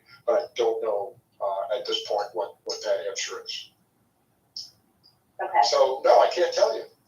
yeah. No, but I just thought it's something to think of handy for OPAD. Right, I mean, Now, when was OPAD again? August. Oh, man, that's right in the Oh, window. well, here's the thing, AutoCAD updates are typically, improvements to, obviously it's the improvement to the current system. It shouldn't continue to learn AutoCAD now, continue. That's for OPAD, there's, But you're right, there's no, I was gonna say, there's no requirement to connect into GDI or Tri-Riga should that happen up. So it's more of an artifact, so whether people are on 2021 or a couple of them have already gotten to 2023, it should be. Okay, and I guess it's kind of like 17 and 21, they keep it for a while anyway, so we can just jump into 2021. Yes, that would be helpful. Okay, sounds good. Okay. all right, I'm shutting down, so, all right. Joe, you got one more question? One more question? We do? I see a hand up. No, I think Tony and Deborah will unraise your hands, that'd be awesome. Oh, okay, good. Thank you. All right, so. Thank you, Doug. You're welcome. I'm out. All right, here we go. Wait, I have a really quick thing here just to share with you. Criminal investigation. Tracy Benson asked me to share this with you. There's more to come, so it's really not breaking news, but they have CIA has begun implementing hoteling and designating in GDI, so it's very much what we've been talking about here with Chuck and Morgan mentioned it as well. So they're just working on that. They're going to be making 8 workstations happen in their space, but so more to come. I'm not going to dwell on this. We need to move on to. Oh wait, I don't have my other slides. That's what it is. Let me go back to. Okay, we have Sherry Ellis on the line. Hopefully, you're still able to be on the line and talk to us about.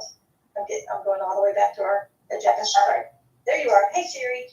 Hey, I'm here. Let's see how much more we have. You got a lot more, so I'm gonna.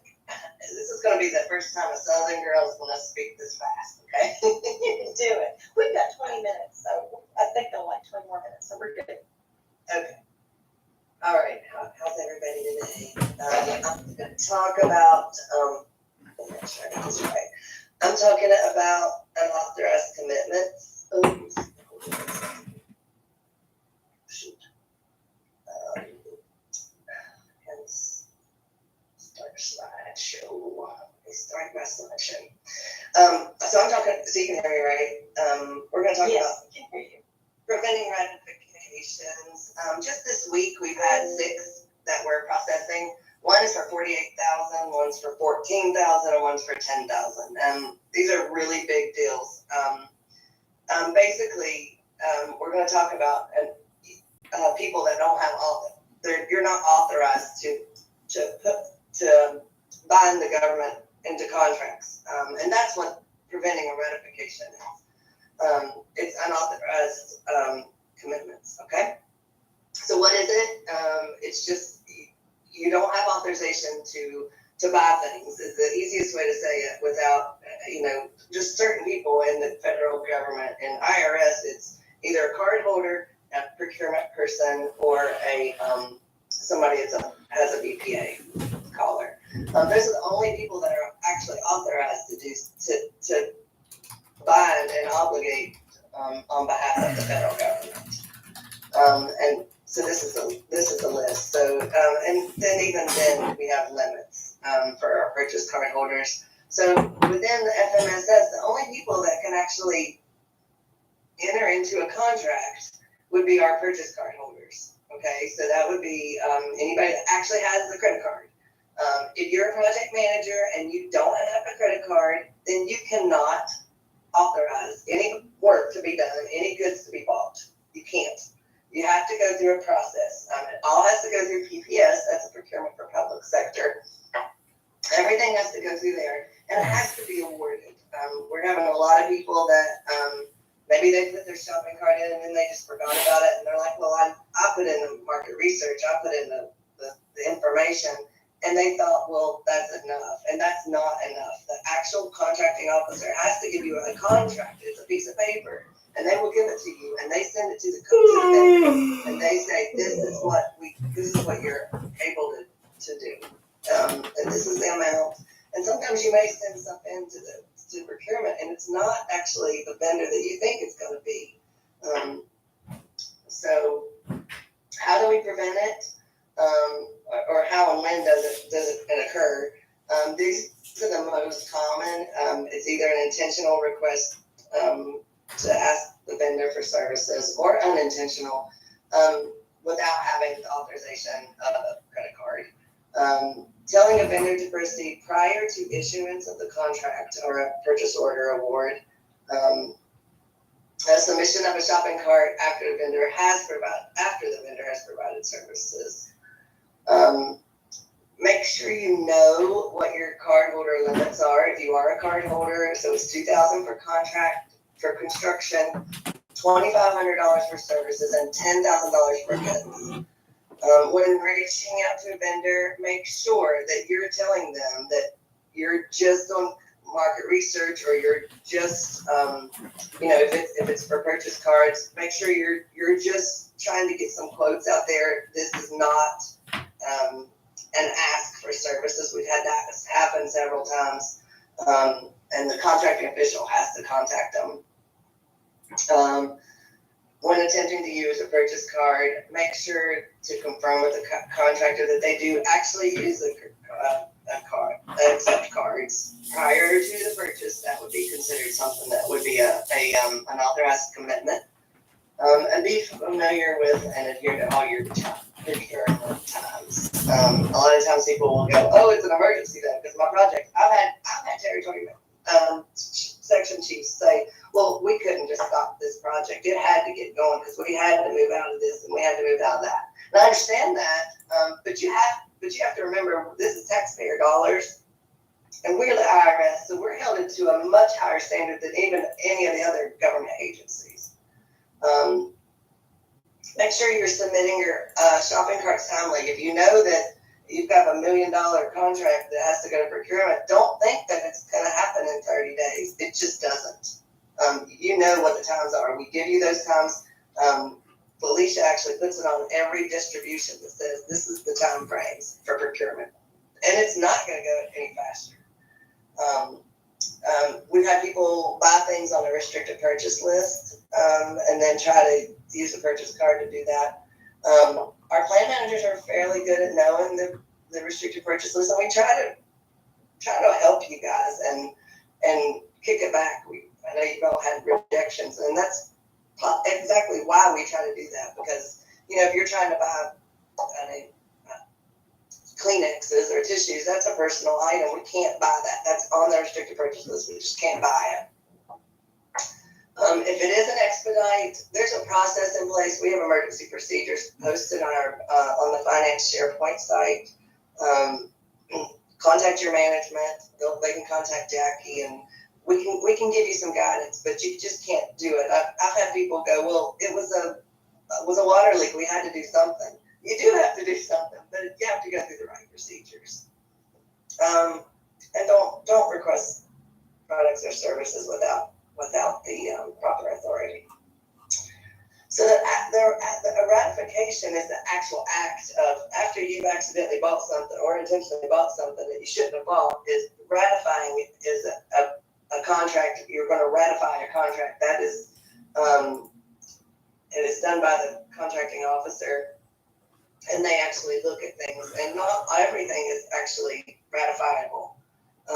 There are certain cases that if it's in direct, if it's not something that we would typically buy, then that's, and it's not, we're not allowed to buy it, then we can't ratify that. That would have to go to what's called a claim. We've had a couple of them that was a claim that we didn't even tell the vendor to do it something, and they actually did it. So we made them file a claim. And that's not a ratifiable item. The ratification process, if you've ever had it done, it is very, very lengthy. So even if you accidentally have this, don't tell your vendor that you're getting paid. Because I've had them call and go, well, we got your pay. Well, I'm sorry, that is not an option. It's 90 days at the minimum that you're gonna do it. And if it's a larger amount, we've had 2 years. We had one last year for 35,000. It took 2 years. And we've got one for 48,000 that we were just made aware of this week. And it was a project. You have to do it in the right, you have to purchase things in the right process. And I can't stress that enough. If it's up to 15,000, it goes to our area chief procurement officer. For Southeast, that is Anita Proctor. I've got that later. Anything over 15,000, that has to go to the deputy director, which is Guy Forrest. It has to go to procurement policy. It has to go to the actual chief, and then it goes to the GLS. And they have to look at everything and make sure that we're all in compliance with everything, and it's actually something that we can ratify. Over 250, I've never had that, and I really pray and hope we never have that. But it would go up to Treasury. This is just the process, but basically, I'm not going to go for this part of it. But the shopping cart, you have to enter a shopping cart. If it's a current year, you're going to put in a funded cart. If it's an old one from prior years, you're going to put in an unfunded adjustment cart.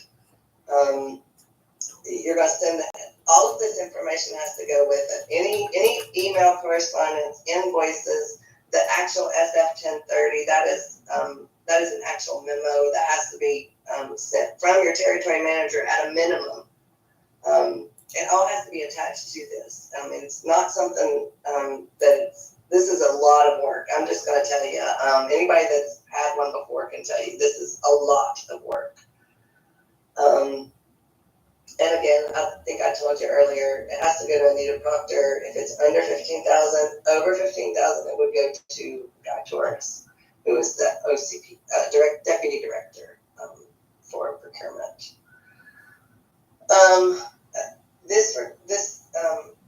The memo has to be from a territory manager at a minimum. If it's not in operations, it has to be at least one level above the person who actually committed the unauthorized commitment. I do have some documents. There's 12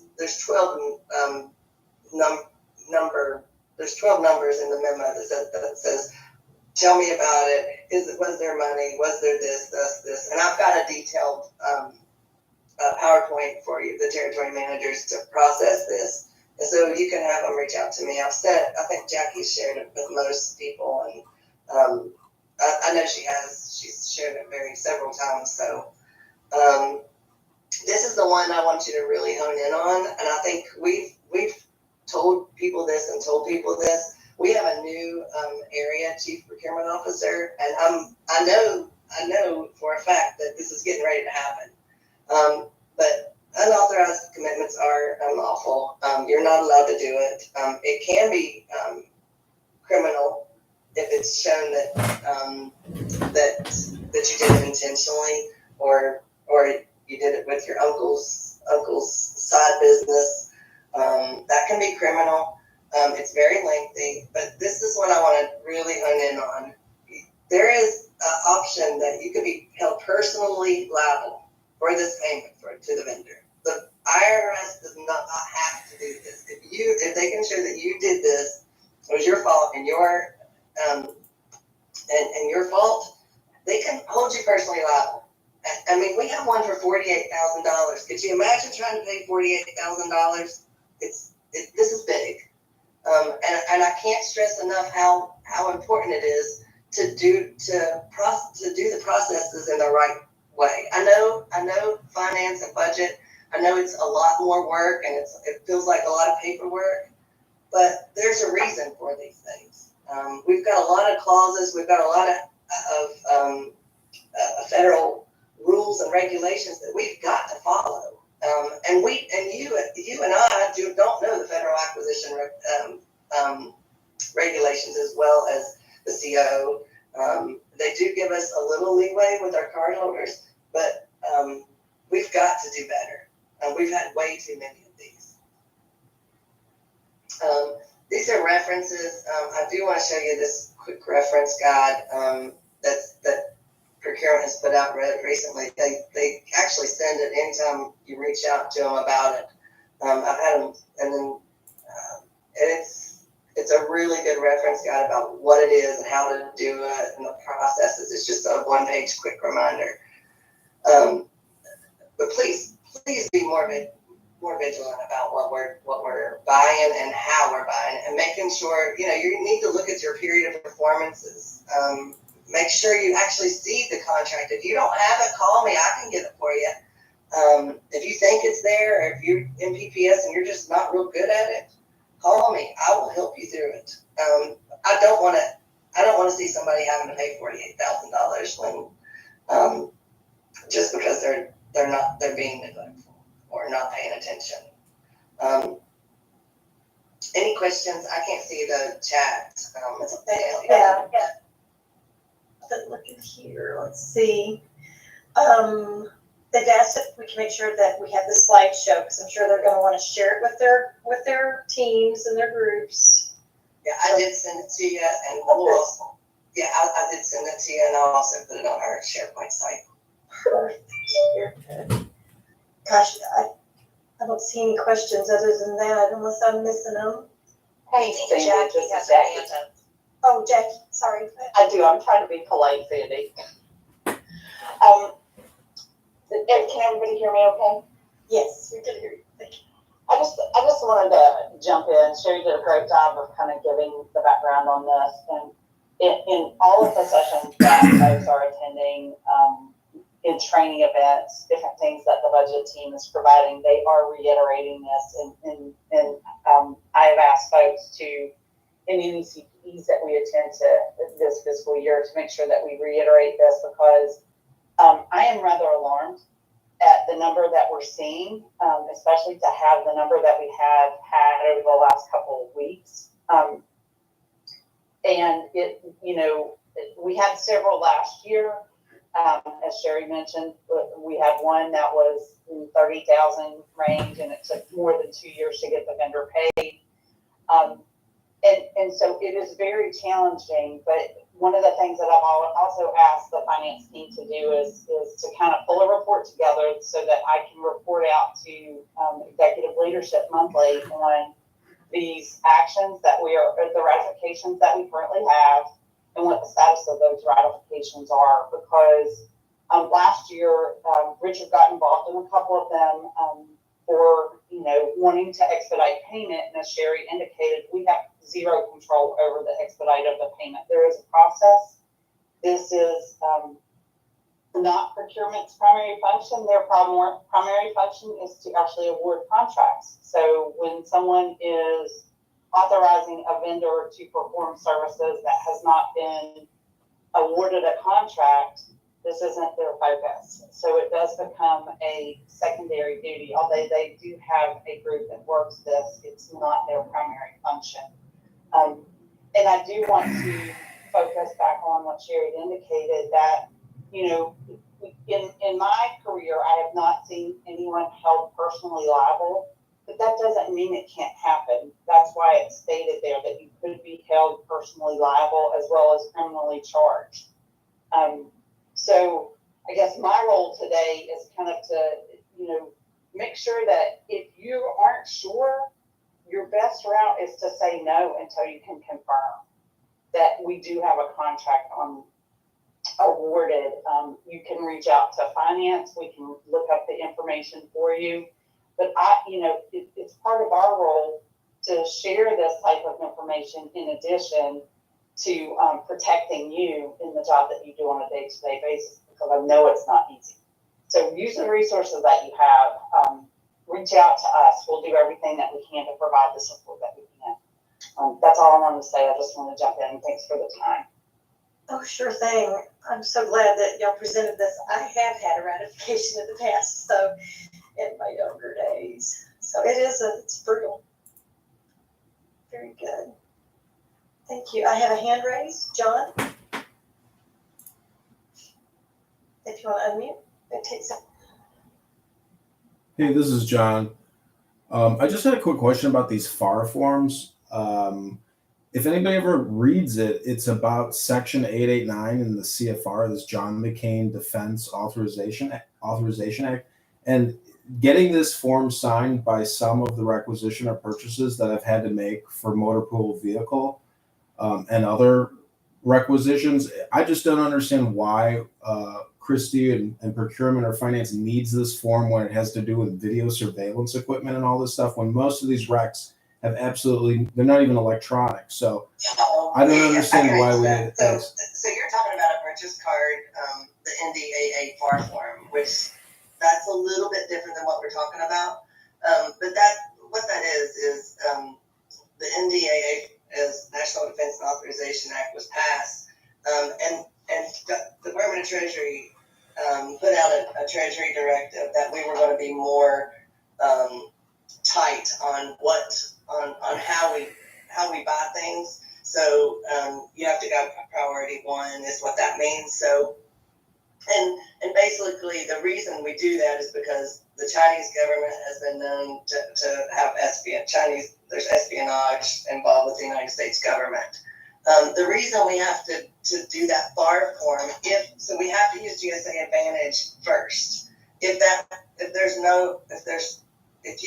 you can't find it on GSA Advantage, you can go open market for non-IT items, but they do have to sign that FAR form, and it's saying that they don't do business with any of those Chinese agencies. I think there's 5 or 6 vendors that are known to be involved in espionage with the United States government.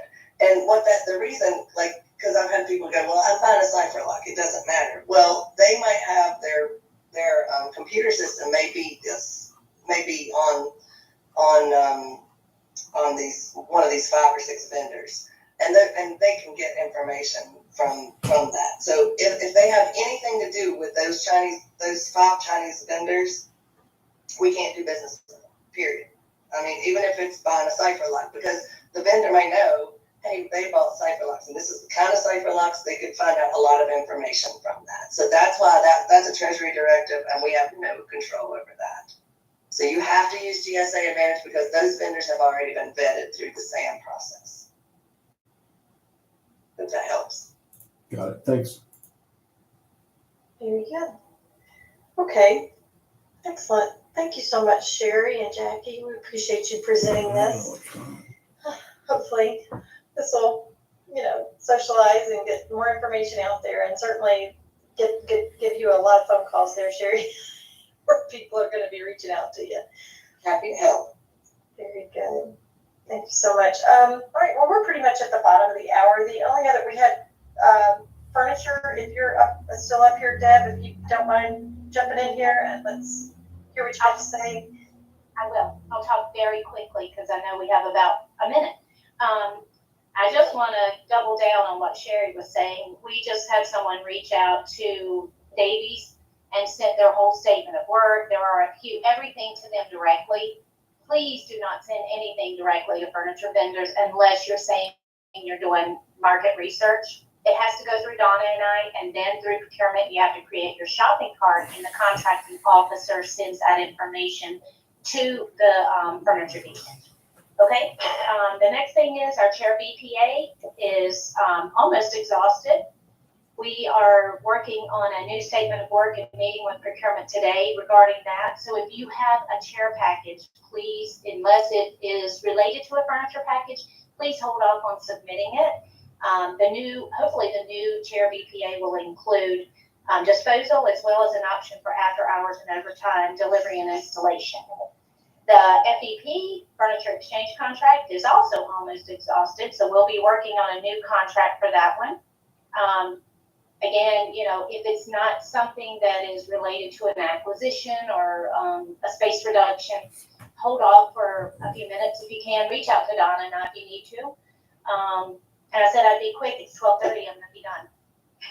I think we covered the most important things, but if you have questions, let us know. Very good. That was very quick. I was fast, girl. Super fast. Okay. And I don't know if Bob is still on here, but he was going to give a TPOC update, but I'm not sure if he's even on here anymore now that we're at the bottom of the hour. We will save our showcase for our next call. This was the Chicago Chief Counsel relocation. Just to give you a quick view in case you are still on here, I just want to show you, and I want to encourage you to send more, send me your showcases. Send Deborah and Donna your showcases. And this is just a quick show of, what we would like to see is little presentations of what it was like before. And we will go through this in more detail next time, I promise. But, then show me what you did. Maybe even during the construction.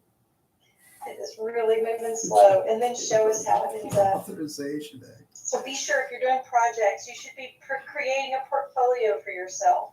You should be documenting your work and putting it in the file, and then of course showing everybody else as training opportunities and knowledge management to show everybody, what a completed project looks like. Okay? So I know it's kind of moving sort of slow. Sorry about that, y'all. But anyway, thank you everybody. Appreciate your time today. An hour and a half. Sandy, I'm here if you just want just last comments before everybody gets off.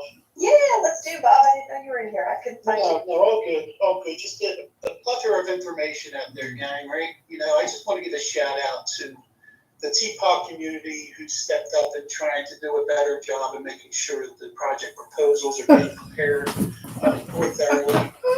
Great job by all the project managers out there to start to upload those documents to your project files. You'll see that, all these initiatives that are coming through, right, and all these requirements for the process, they're all outlined in the project management desk guide. They're outlined in those action plans. For the alteration, acquisition, and furniture projects that you have, use the action plan. You have to create that action plan and follow that roadmap. That's going to help you to stay out of trouble. It's going to keep you in check, right, for next steps. Making sure you're reaching out to those program owners or stakeholders that have an active ingredient to what you're doing, right, to make sure your project is successful. But just wanted to give kudos to a good job of getting those documents uploaded to get your ROMs approved, number one, but then just to make sure that you're keeping all of your files maintained in your building and project page. Because everything that we're talking about with going to the new system and the training that's all coming about, it's all going to be tied in together. But the bottom line is the project management processes are going to change. So just be aware of that. Use the building and project resources that are out there to guide you for the correct documents to be uploaded, maintain your master file plans, things like that. But at the end of the day, make sure you're using those action plans. Get them started, use them regularly, because we're going to start to extract data from them, right, in the very near future. That's going to show us where you are in the project, when we can expect to have to fund your projects, right, when projects are expected to be completed, right? There'll be more about that coming, and you'll hear more about that. But that's all I wanted to say. Just good job, keep it up, use the resources that are out there, and it'll keep everybody in check. Thanks. Cool. Yeah. Awesome, Bob. Thank you so much. And thanks for raising your hand. That's when I finally found you. Thank you.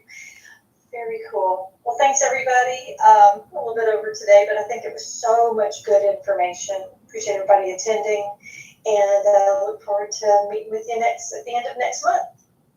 Thank you. Thanks, presenters. Y'all were wonderful today.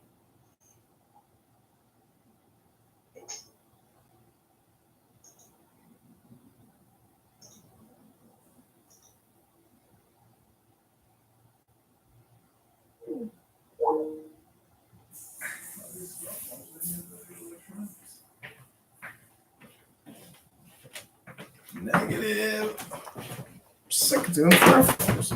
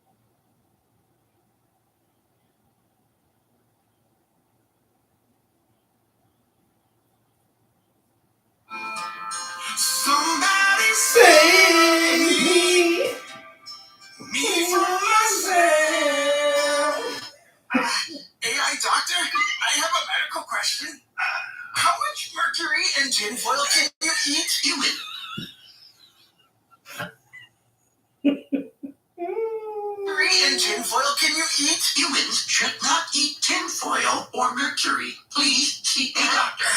That wasn't my question. I just want to know how close I am to getting Wolverine claws for real. Would you like me to order you Wolverine claws off Amazon? Only $19.99. No, I already have those. Okay, change of plans. How many magnets do I need to eat to become Magneto? Ordering bulk magnets, 24 pack. 24? Oh God, okay. Roseworth. They're not even electronics.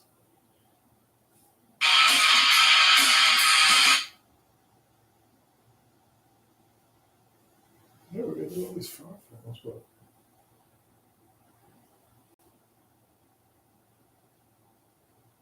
what is the time?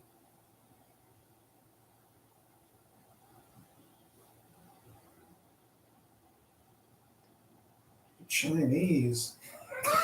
The Chinese! That's the way they had to do school. Half at home, Only half at Chinese school. So are they worried had about cameras one in of the the fucking classrooms. words in the Police officers had cameras on Ireland.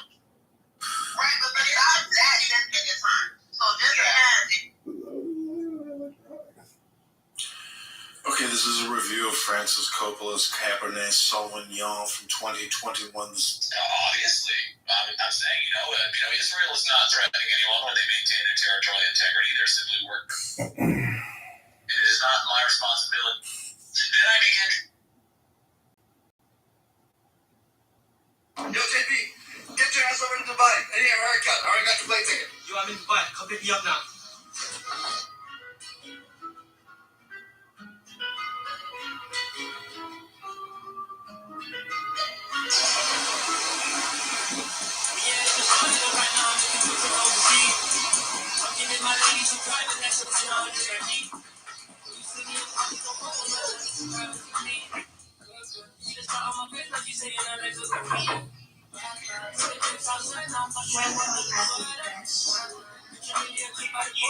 What up there?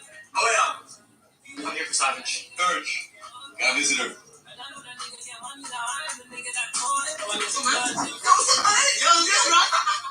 I get the money from my house. Out in the lobby, country town. I said,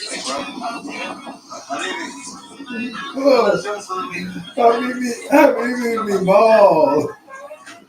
Yo, JP, get your ass over to Dubai.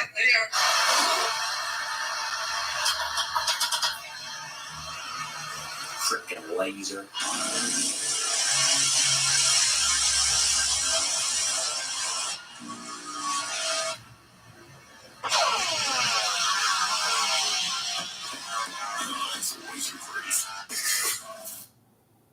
Hey folks, our fundraising deadline is coming up.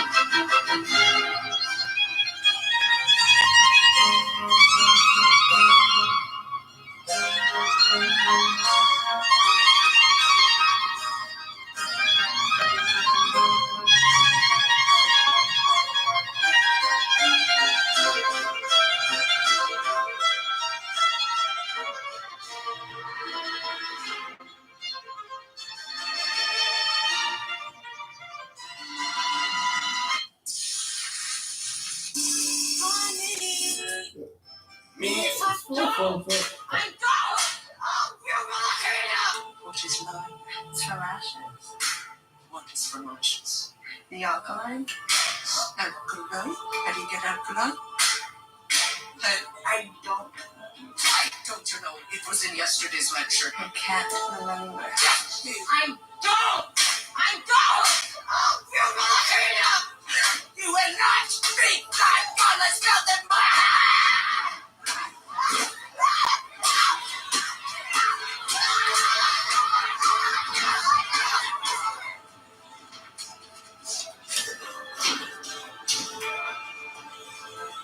Should we answer?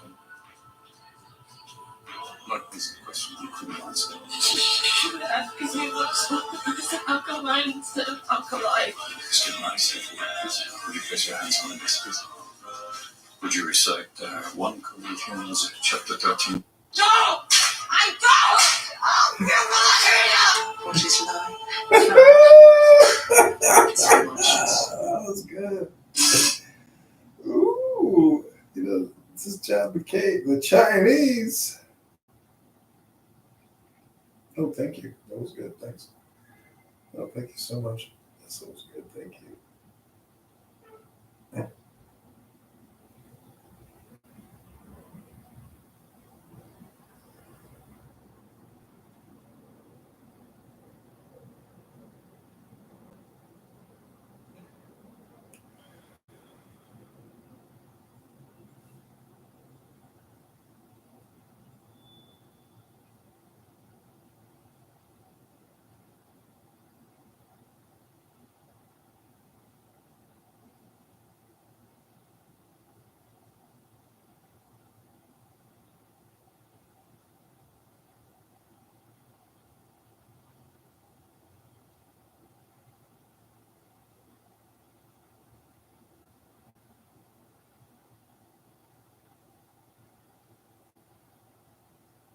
The United Nations was moronic for creating UNRWA, which has been an abysmal failure, goes out there and parrots the lies of the Palestinian Health Agency, like the Al-Awiyah hospital bombing, saying that it was an Israel bomb. That's UNRWA, that's parrots. They go out there and they teach the kids in schools. Yes. You are heartless. Do you realize how heartless you are? These children are being slaughtered, and now you want to take life out. Most of your constituents want a stop the genocide, stop the Holocaust. The Democrats want the ceasefire. The Democrats want the ceasefire. Most of your constituents want a stop. Where you guys moving these kids to? Where you guys moving these kids to? Do you guys have paperwork for these kids? You know, 1/3 of these kids go missing. You guys know anything about this? About these guys moving these kids to the airport? Straight up. 1/3 of these kids go missing. It's the truth. Correct. That's according to the New York Times article. 1/3 of these kids that dropped off at this month. I mean, these look like grown men now. How old are these kids? You guys work for Compass Connections? Why are you guys so secretive? I'm so curious. Like, what's the big secret here?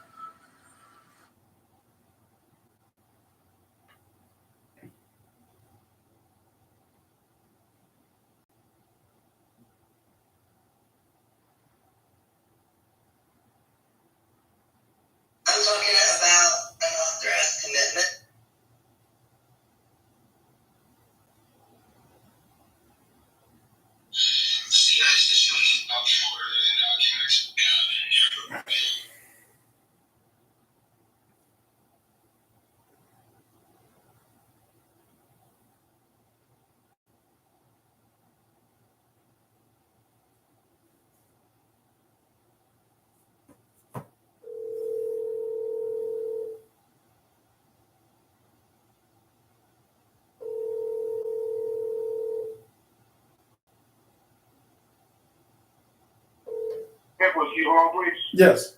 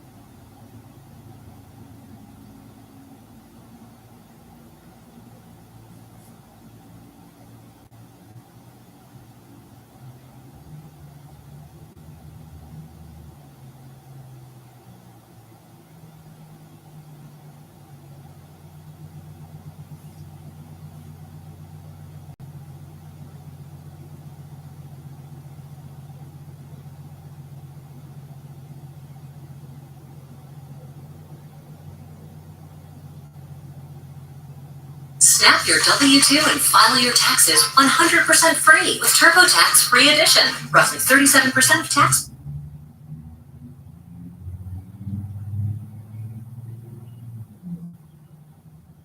So,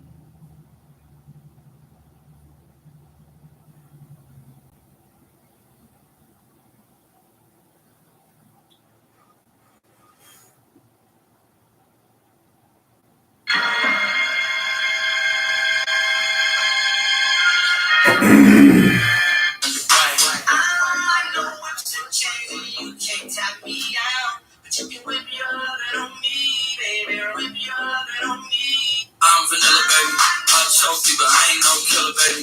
She's 28, telling me I'm still a baby. I get love in Detroit like Skilla, baby. And the thing about Detroit is, do you like having a P.O. box but are tired of wasting time and money driving to the post office? At iPostal One, we can help. With iPostal One, you can get a real physical street mailing address.